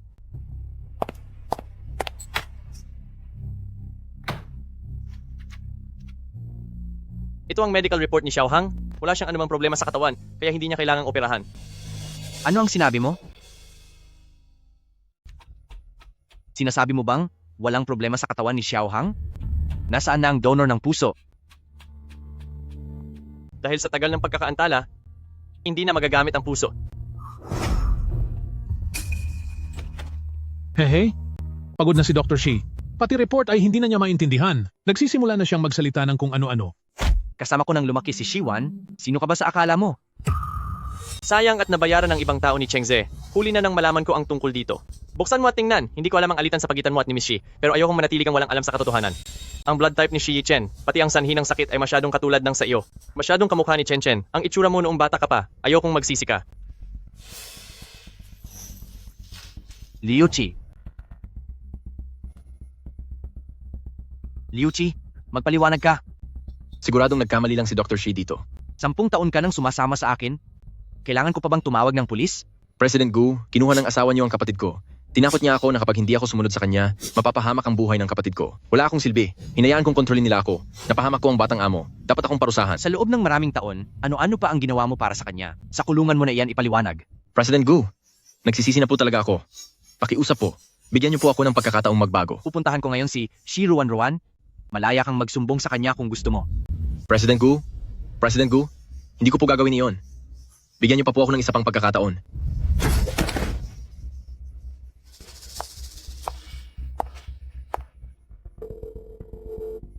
Hello, 911 po ba ito?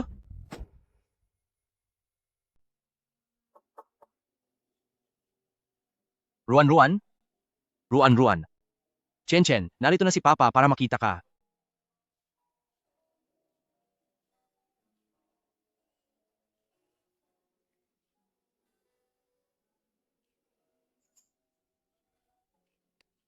Ruan, Chen.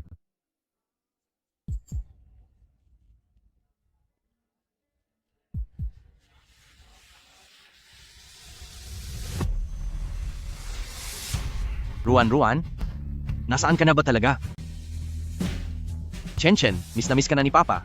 Ming Chuan, ayaw kong magsisi ka habang buhay. Puntahan mo na si Chen para makita siya sa huling pagkakataon. Lipad na tayo, Chen. Ruan, ikaw yan, hindi ba? Ikaw ang babaeng yon 5 taon na ang nakalipas, hindi ba? Anong gagawin mo? 5 taon na ang nakalipas, sa Mufeng Hotel A201, may iniligtas kang isang lalaki. Tapos ano ngayon? Ako ang lalaking iniligtas mo, at si Chen ay anak nating dalawa. Si Chen ay anak natin. Matagal nang wala ang tatay ng anak ko. Ruan, alam kong galit ka pa rin sa akin. Ibigay mo na ang donor heart kay Xiaohang. Noong oras na iyon, akala ko ay mas kailangan ito ni Xiaohang ako. President Gu, nagkakamali ka ng taong kinakausap. Ang anak mo ay si Gu Xinhang. Ruan, alam ko na talagang nagkamali ako. Nagpadala na ako ng mga tao para maghanap ng angkop na donor heart. Ruan, sumama ka na sa akin pabalik, pakiusap. Sa mga nakalipas na taon, nahirapan ka sa pagpapalaki kay Chen. Sumama ka na sa akin, at pagkatapos ay panatag ka ng mamumuhay bilang ginanggu. Hindi ko kayang maging ginanggu mo. Si Chen ay anak ko lang, at wala kang kinalaman sa kaniya. Ruan, patawarin mo na ako, pakiusap. Patawarin ka? Tanungin mo si Chen kung gusto kanyang patawarin.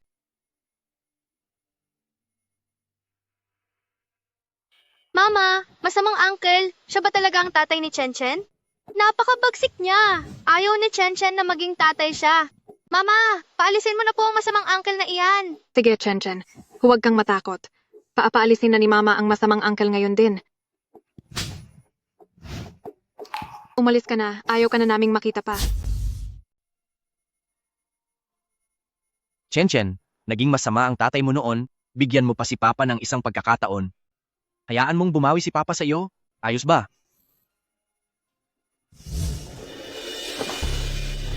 Mama! Guming Chuan, ano ba talagang balak mong gawin? Ang kondisyon ni Chen ay kamakailan lang naging maayos. Huwag mo na siyang guluhin. Nagmamakaawa ako. Lumayo ka sa amin. Ruan, alam kong galit ka sa akin, pero walang kasalanan si Chen. Huwag kang umalis. Hahanap ako sa lalong madaling panahon ng donor ng puso para sa operasyon ni Chen. Guming Chuan, hindi na kailangan ni Chen ng donor ng puso.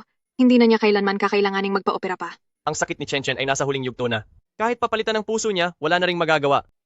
Hindi na kailangan? Anong ibig mong sabihin? Naging maayos na ang kalagayan ni Chen. Hindi na kailangan ng donor. Hindi na kailangang mag-alala na may umagaw pa nito. President Gu, masaya ka na ba? Umalis ka na. Ayaw kong manatili si Chen sa malamig na ospital. Gusto ko siyang ilibot at ipakita ang mundo at hayaan siyang maglaro ng lubos. Lalabas na agad ng ospital?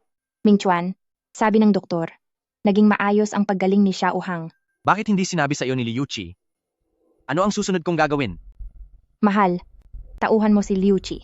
Bakit siya magsasabi ng sikreto sa akin? Luo Weiwei, ang lakas ng loob mo. Ming Chuan, ano bang ginagawa mo? Mama, Papa, bitawan mo si Mama.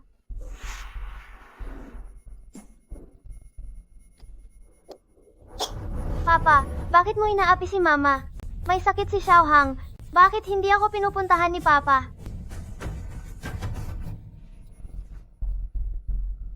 Xiaohang? May lihim si Papa. Ang mama mo ay... Xiaohang. Xiaohang. Xiaohang, anak, Luo Weiwei. Ano na namang ginawa mo? masama ang pakiramdam ng puso ni Xiaohang. Maaaring ang inilipat na puso ay hindi tinatanggap ng katawan niya. Luo Weiwei, niloloko mo pa rin ako. Walang anumang problema sa puso ni Xiaohang. Luo Weiwei, niloloko mo pa rin ako. Wala namang problema sa puso si Xiaohang. Mahal, talagang may sakit si Xiaohang. Dalhin na natin siya sa ospital, please. Kapag may nangyaring masama kay Xiaohang, hindi kita mapapatawad. Guming Chuan, kung hindi ka mapapa sa akin, hindi rin kita ibibigay kay Shiruan Ruan. Shiwan? Shiwan? Shiwan? Shiwan? Shiwan? Ipaubaya mo na sa akin si Xiaohang. Umalis ka. Kailangan ko si Shiwan. Nakalib si Dr. Shi ngayon, wala siya sa ospital. Ming Chuan, isang eksperto sa operasyon sa puso, si Dr. Cheng. Magtiwala kang ipaubaya si Xiaohang sa kanya. Magiging maayos din ang lahat. Nagkukunwari ka pa rin? Nagkasabwat kayo ni Chengze? O sige, ayos lang na ako ang pagplanuhan mo, pero pati sarili mong anak, ginamit mo. Xiaohang, Xiaohang, Ming Chuan, ipa-check up mo muna si Xiaohang. 2 beses na siyang nagsuka ngayong araw.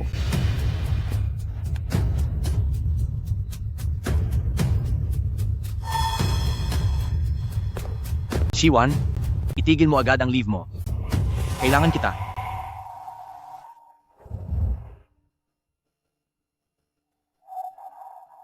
Luo Weiwei, ipagdasal mong maging maayos si Xiaohang.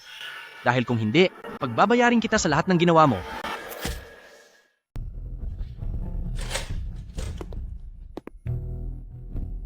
Kumusta si Xiaohang? Stable na ang lagay niya. Talaga bang nagkasakit siya? Sa pagsusuri, nalamang uminom siya ng mga antibiotic na nagdulot ng pagliit ng mga daluyan ng dugo, nagpabigat sa trabaho ng puso, at madaling maging sanhi ng atake sa puso. Tungkol naman sa sakit na iyon, magkakaroon ba ito ng anumang masamang epekto?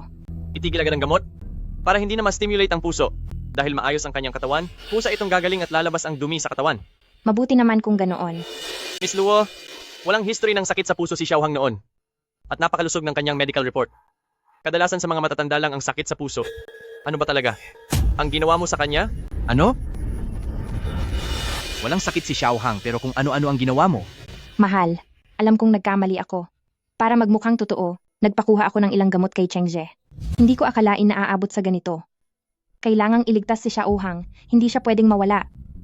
Mahal, sa loob ng 5 taon, buong puso akong nanatili sa tabi mo, kahit paano ay nagsilbi ako sa iyo. Huwag mo na akong tawaging mahal. Maghahain ako ng diborsyo sa korte.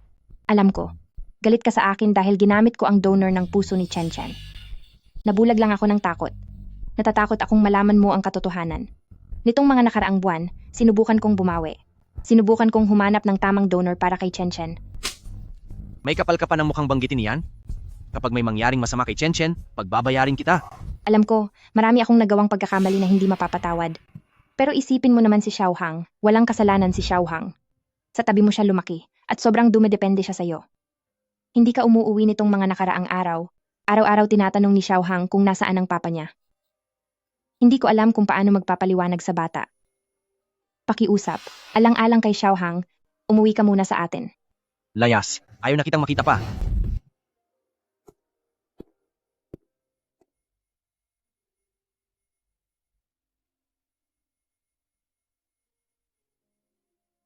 Papa, wag ka pong aalis, please. Anak, hindi ako aalis. Dito lang si Papa sa tabi mo. Magpahinga ka ng mabuti.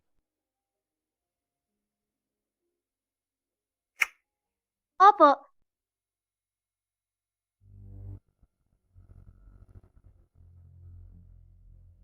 Anak, hindi hahayaan ni Mama na masayang ang paghihirap mo.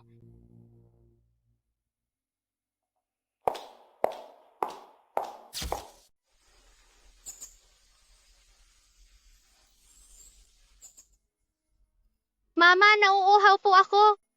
Sige, bibiling lang ng tubig si Mama. Chen Chen, hintayin mo si Mama sandali.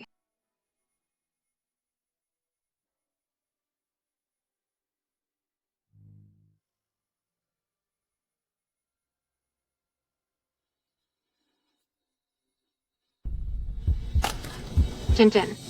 Chen Chen. Chen Chen. Chen Chen. Chen Chen. Chen Chen. Lumaban ka, huwag kang matutulog. Mama, gusto ko pong makita si Papa. Miss ko na po si Papa. Sige, sige. Hahanapin ni Mama ang papa mo. Siguradong makikita ni Chen Chen ang papa niya. Hanggang dito na lang po ang mga kamag-anak. Ganap nang gumaling ang katawan ni Xiaohang. Bukas ng alas 9 sa harap ng Civil Registry Office. Kapag hindi kita nakita doon, alam mo kung ano ang kaya kong gawin. Umirma ka na.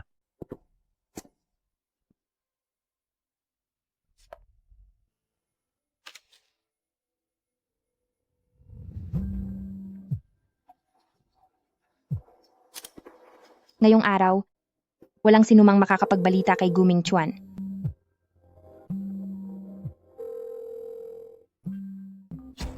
Pasensya na, kasalukuyang busy ang numerong iyong tinatawagan.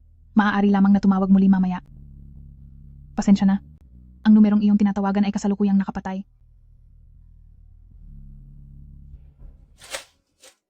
Chen Chen, kumusta ang pakiramdam mo? Mama, gusto ko na pong umuwi. Chen Chen ay gustong kumain ng ginawa mong rock sugar pear. Sige, uuwi na tayo. Ipagluluto ni Mama ang baby ko ng masarap, kaya mamaya Chen Chen, kumain ka ng marami ha. Opo. Welcome home, Chen Chen. Chen Chen, hintayin mo si Mama. Ipagluluto kita ng rock sugar pear. Malapit na akong mawala. Siguradong malulungkot ng gusto si Mama.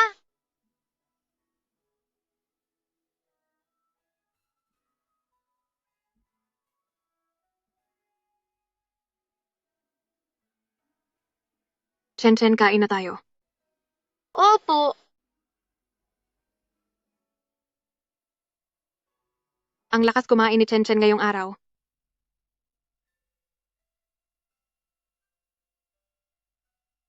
Mama, busog na po ako. Medyo inaantok na po ako. Gusto ko nang matulog. Sige, sasabayan ni Mama ang baby ko sa pagtulog.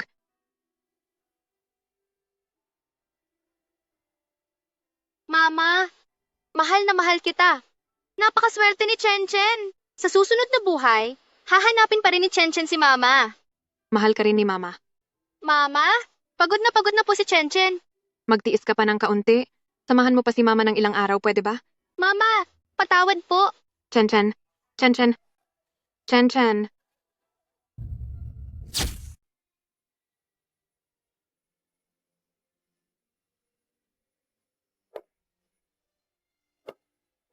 Miss Shi, tanggapin mo ang aking pakikiramay. Kung narito pa si Chen Chen, siguradong hindi niya gugustuhin makita kang ganyan. Magpakatatag ka. Gawin mo ito para kay Chen Chen. Hindi ko alam kung natatakot ba si Chen Chen habang naglalakad siyang mag-isa. Matatakutin siya, hindi siya makatulog ng mag-isa, at laging kailangang kasama ako. Alam ba ni Guming Chuan? Masyado siyang mayaman at makapangyarihan, matagal na niyang nakalimutan si Chen Chen, bakit pa siya magmamalasakit? Huwag kang masyadong mag-isip. Tatawagan ko siya ngayon din. Huwag na. Hindi lumaki si Chen Chen sa piling niya, kaya wala siyang nararamdaman. Sa impluensya ni Guming Chuan, kung gusto niyang malaman ang totoo, dapat ay matagal na siyang narito. Hindi ko alam kung ano talaga ang nangyari sa pagitan ninyo ni Ming Chuan. Pero mabuting bata si Chen Chen. Gusto niyang maging masaya ka. Miss Shi, para kay Chen Chen, dapat kang magpakatatag. Gagawin ko po.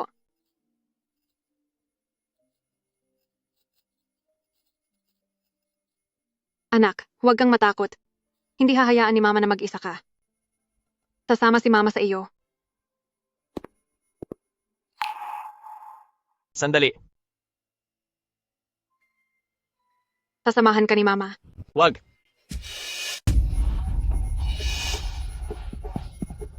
Bitiwan mo ako, hahayaan mo akong samahan siya.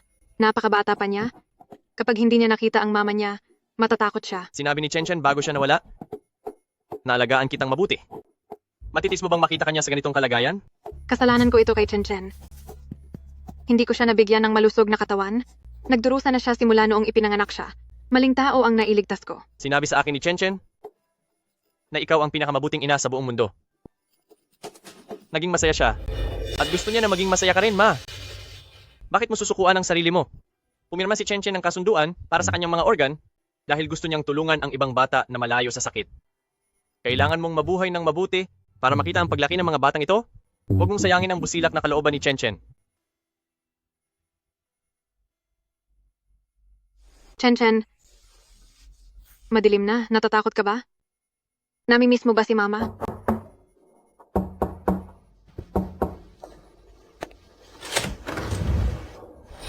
Ikaw? Ruan, sa wakas ay nasa bahay ka na. Anong kailangan mo? Ruan, gusto kitang makita. Pwede ko bang makita si Chen Chen? Wala sa bahay si Chen Chen.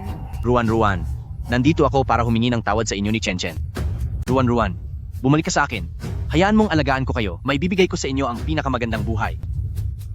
Guming Chuan, akala mo ba dahil may pera ka, ay ang galing mo na? Kahit isang kusing sa pera mo ay hindi ko kailangan. Layas. Masyadong maraming beses ko nang nasaktan si Ruan. Sino yan?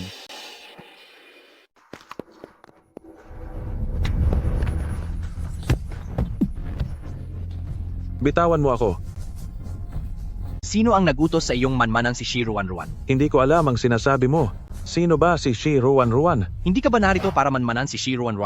Kung ganoon, bakit noong hinabol kita, ay tumakbo ka? Hinahabol mo ako, kaya syempre tatakbo ako. Sino ba ang nakakaalam kung anong gagawin mo kapag nahuli mo ako? Baliw ka ba? Ang gulo mo. Akala ko pa naman ay nahuli na ako sa pagmamanman. Iyon pala ay iniisip ni Guming Chuan na narito ako para manmanan si Shi Ruan. Kung hindi ka nagmamanman, bakit ka nandoon sa lugar na yon? Napakasuspisyoso mo. Kuya, masyado ka namang pakialamero. Bakit hindi ako pwedeng pumunta doon? Sa'yo ba ang gusaling iyon? Nasa kalsada lang ako. Ibig bang sabihin ay minamanmanan ko na ang buong kalsada gaya ng isang kriminal? Magsalita ka. Bakit ka nandoon? Doon ako nakatira. Doon ang bahay ko. Bakit hindi ako pwedeng magpakita doon? Talaga? Sigurado ka? Siyempre sigurado ako. Hindi ko ba makikilala ang sarili kong bahay? Kung doon ang bahay mo, bakit ka papunta sa direksyong ito? May binili lang ako. Sumama ka sa akin sa presinto para magpaliwanag. Sinusundan mo ba ako?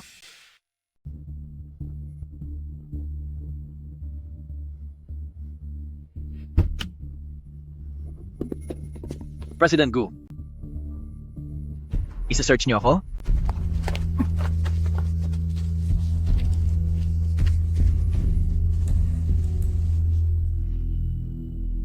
Si Luo Weiwei ba ang nag-utos sa iyo? Opo. Mukhang malaki ang ibinayad niya sa iyo. Sabihin mo, ano ang pinagawa niya sa iyo? Magsalita ka. Pinapasundan po kayo sa akin. Kung saan man kayo pumunta, kailangang i-report ko agad kay Madam. Ano pa? At saka, pinapaimbestigahan po ang relasyon niyo ni Shi Yi-chen. Pinababantayan din po ang ospital para malaman ang balita sa paghahanap ng donor para kay Shi Yi-chen. Bantayan niyo siya ng maigi at ibigay sa mga pulis. Masusunod po. Mama, uuwi po ba si Papa ngayong gabi? Galit ang papa mo nitong mga nakaraang araw at gusto niyang makipaghiwalay kay Mama. Baka hindi na tayo magtagal sa bahay na ito. Mamaya pag-uwi ng papa mo, umiyak ka ng malakas at sabihin mong miss mo na siya. Okay? Mama, ngayong semester po, hindi na pumasok si Shi Yi-chen sa kindergarten. Naglakas loob siyang agawin sa akin si Papa?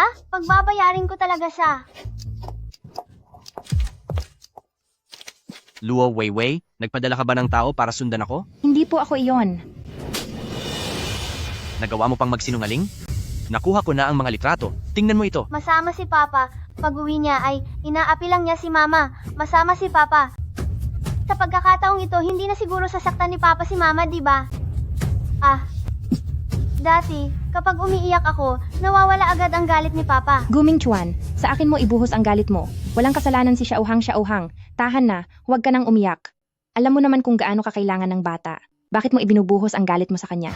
Kailangan ako? Gumagawa siya ng sariling grupo sa school, nananakot ng iba, at nambubuli ng mga kaklase niya.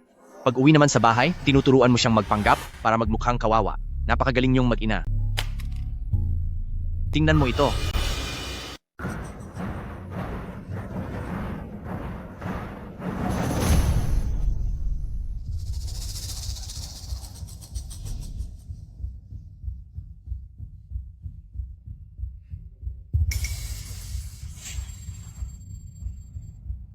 Luo Weiwei, Kung hindi mo ito sinadyang ituro kay Xiaohang na isang 5 taong gulang na bata, gagawin ba niya iyon?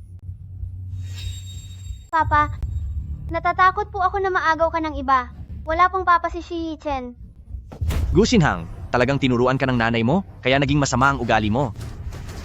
Mahal, lumaki si Xiaohang sa piling mo. Hindi mo ba alam kung ano ang tunay niyang pagkatao? Kahit anong mangyari, ako na ang may kasalanan ng lahat. Anak ko si Chen Chen? Alam na alam mo iyan.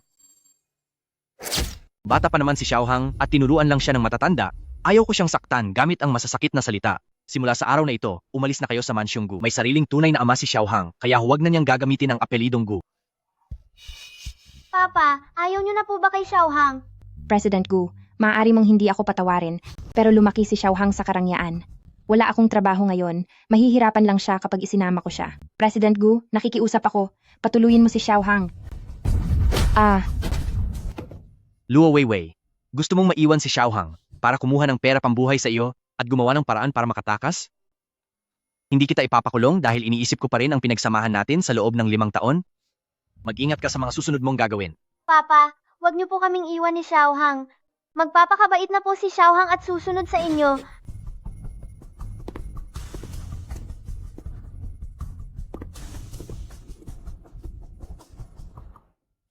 Napakagaling. Matapos kaming palayasin ni Guming Chuan, nakita ko agad ang utu-utong si Shi Ruan. Hindi ko na kailangang mamroblema sa upa. Ruan. Luo Weiwei. Ruan, ikaw nga, buti naman. Magkasama na naman tayo bilang magkapatid. Umiiyak ang buwaya habang nanghuhuli ng biktima.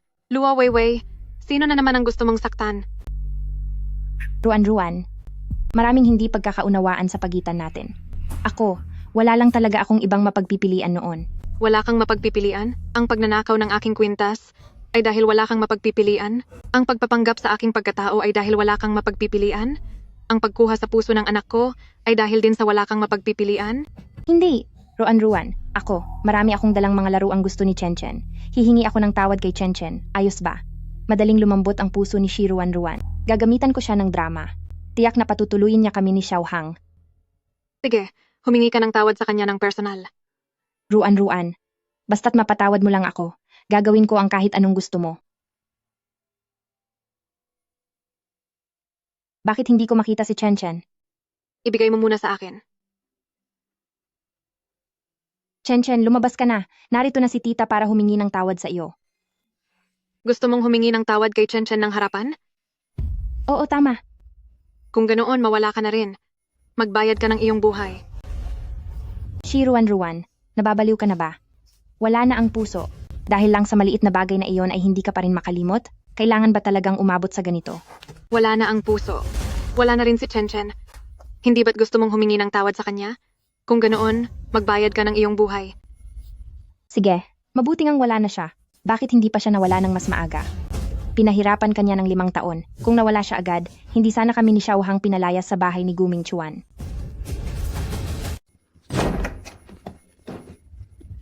Ruan, tama na, okay na. Nandito lang ako sa tabi mo. Ruan? Shiwan, anong ginagawa mo rito? Ano pa bang gagawin niya rito? Para matulog lang naman, di ba? Dalhin niyo na muna si Luo Weiwei sa ospital. Shiwan, masyado mong tinutulungan si Shi Ruan.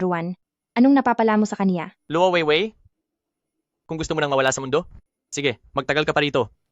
Hanggang sa maubusan ka ng dugo. Bakit? Tinamaan ka ba? Nagalit ka na ba dahil nabuking kita? Hindi sulit na madumihan ang kamay ko para sa kanya. Nagmamalinis ka pa ba? Bakit? Gusto mo pa bang masaktan? Ming Chuan, ilayo mo na siya. Huwag mo nang galitin pa si Ruan.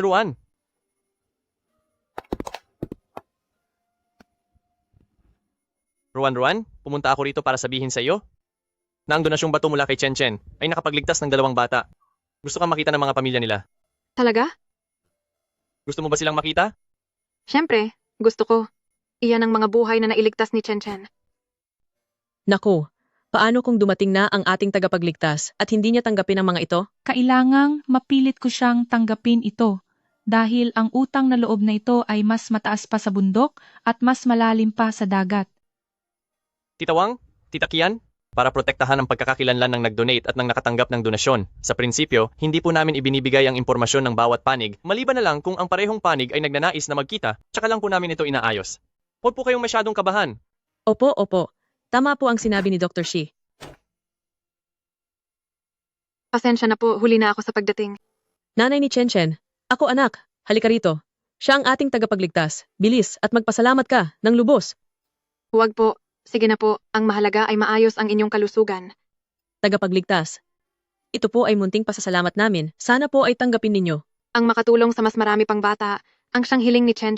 Kapag malusog ang mga bata, siguradong matutuwa si Chen. Balak sana naming maghanda ng pera, pero nabanggit ni Dr. Shi ang tungkol sa inyo. At sa tingin ko, ang pagbibigay ng pera ay parang paglapastangan lang kay Chen. Tagapagligtas, ang banner na ito ay tanda ng aming pasasalamat. Kailangang tanggapin ninyo ito. Ruan, tanggapin mo na. Matutuwa si Chen kapag nakita niya ito. Sige po. Shiwan, maaari na bang lumabas ng ospital si Luo Weiwei? Sino po siya? Siya po ang tatay ni Chen. Tatay ni Chen. Maraming salamat sa inyong lahat. Hindi siya ang tatay ni Chen. Matagal nang wala ang tatay ni Chen. Ruan, alam kong galit ka sa akin. Matagal ko nang hindi nakikita si Chen. Nasaan ba siya? Tatay ni Chen, ikaw. Tatay ni Chen, ibinigay ni Kuya Chen ang kanyang bato sa amin. Nailigtas niya kami ni Ading. Salamat po. Kailangan pa pong magpa-check up ng bata. Hindi na po namin kayo iistorbohin.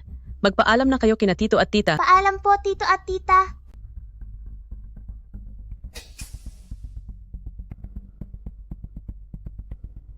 Anong ibig nilang sabihin? Chen, hindi maaari. Ang huling operasyon ni Chen, tinawagan ka ni Ruan, pero hindi mo ito sinasagot. Kailan? Wala akong natanggap. Ano naman kung natanggap mo? Gaya lang din iyon ng pusong hindi dumating. Walang tatay na tulad mo si Chen.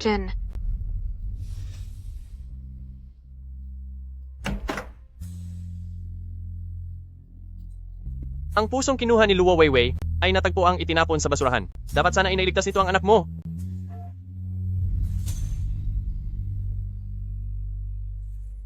Inaaway mo na naman ba ang mami ko? Masama kang tao. Huwag mong aawayin ang mami ko.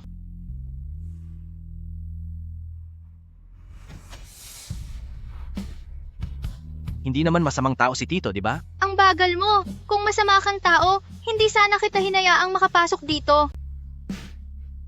Sabi ni Mama, ang tatay ko ay si Sun Wukong, na kayang magbago ng anyo sa 72 paraan. Maaari ring si Tito Gu ang tatay ko.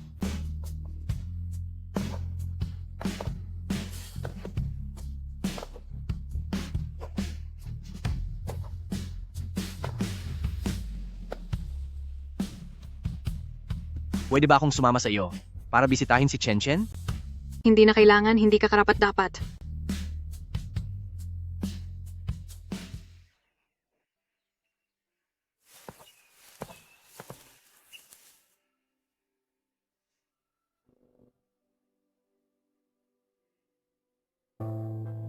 Chen, ito ang 2 batang nailigtas mo dahil sa mga organ na ibinigay mo. Regalo nila ito sa iyo. Ang galing mo, Chen. Chen gustong gumisita ng masamang tito, pero hindi pumayag si Mama. Alam ni Mama na ayaw ni Chen na maistorbo. Huwag kang mag-alala, Chen. Hindi ka patatawarin ni Mama para sa masamang tito. Ang mama ko, ang pinakamabuting mama sa buong mundo.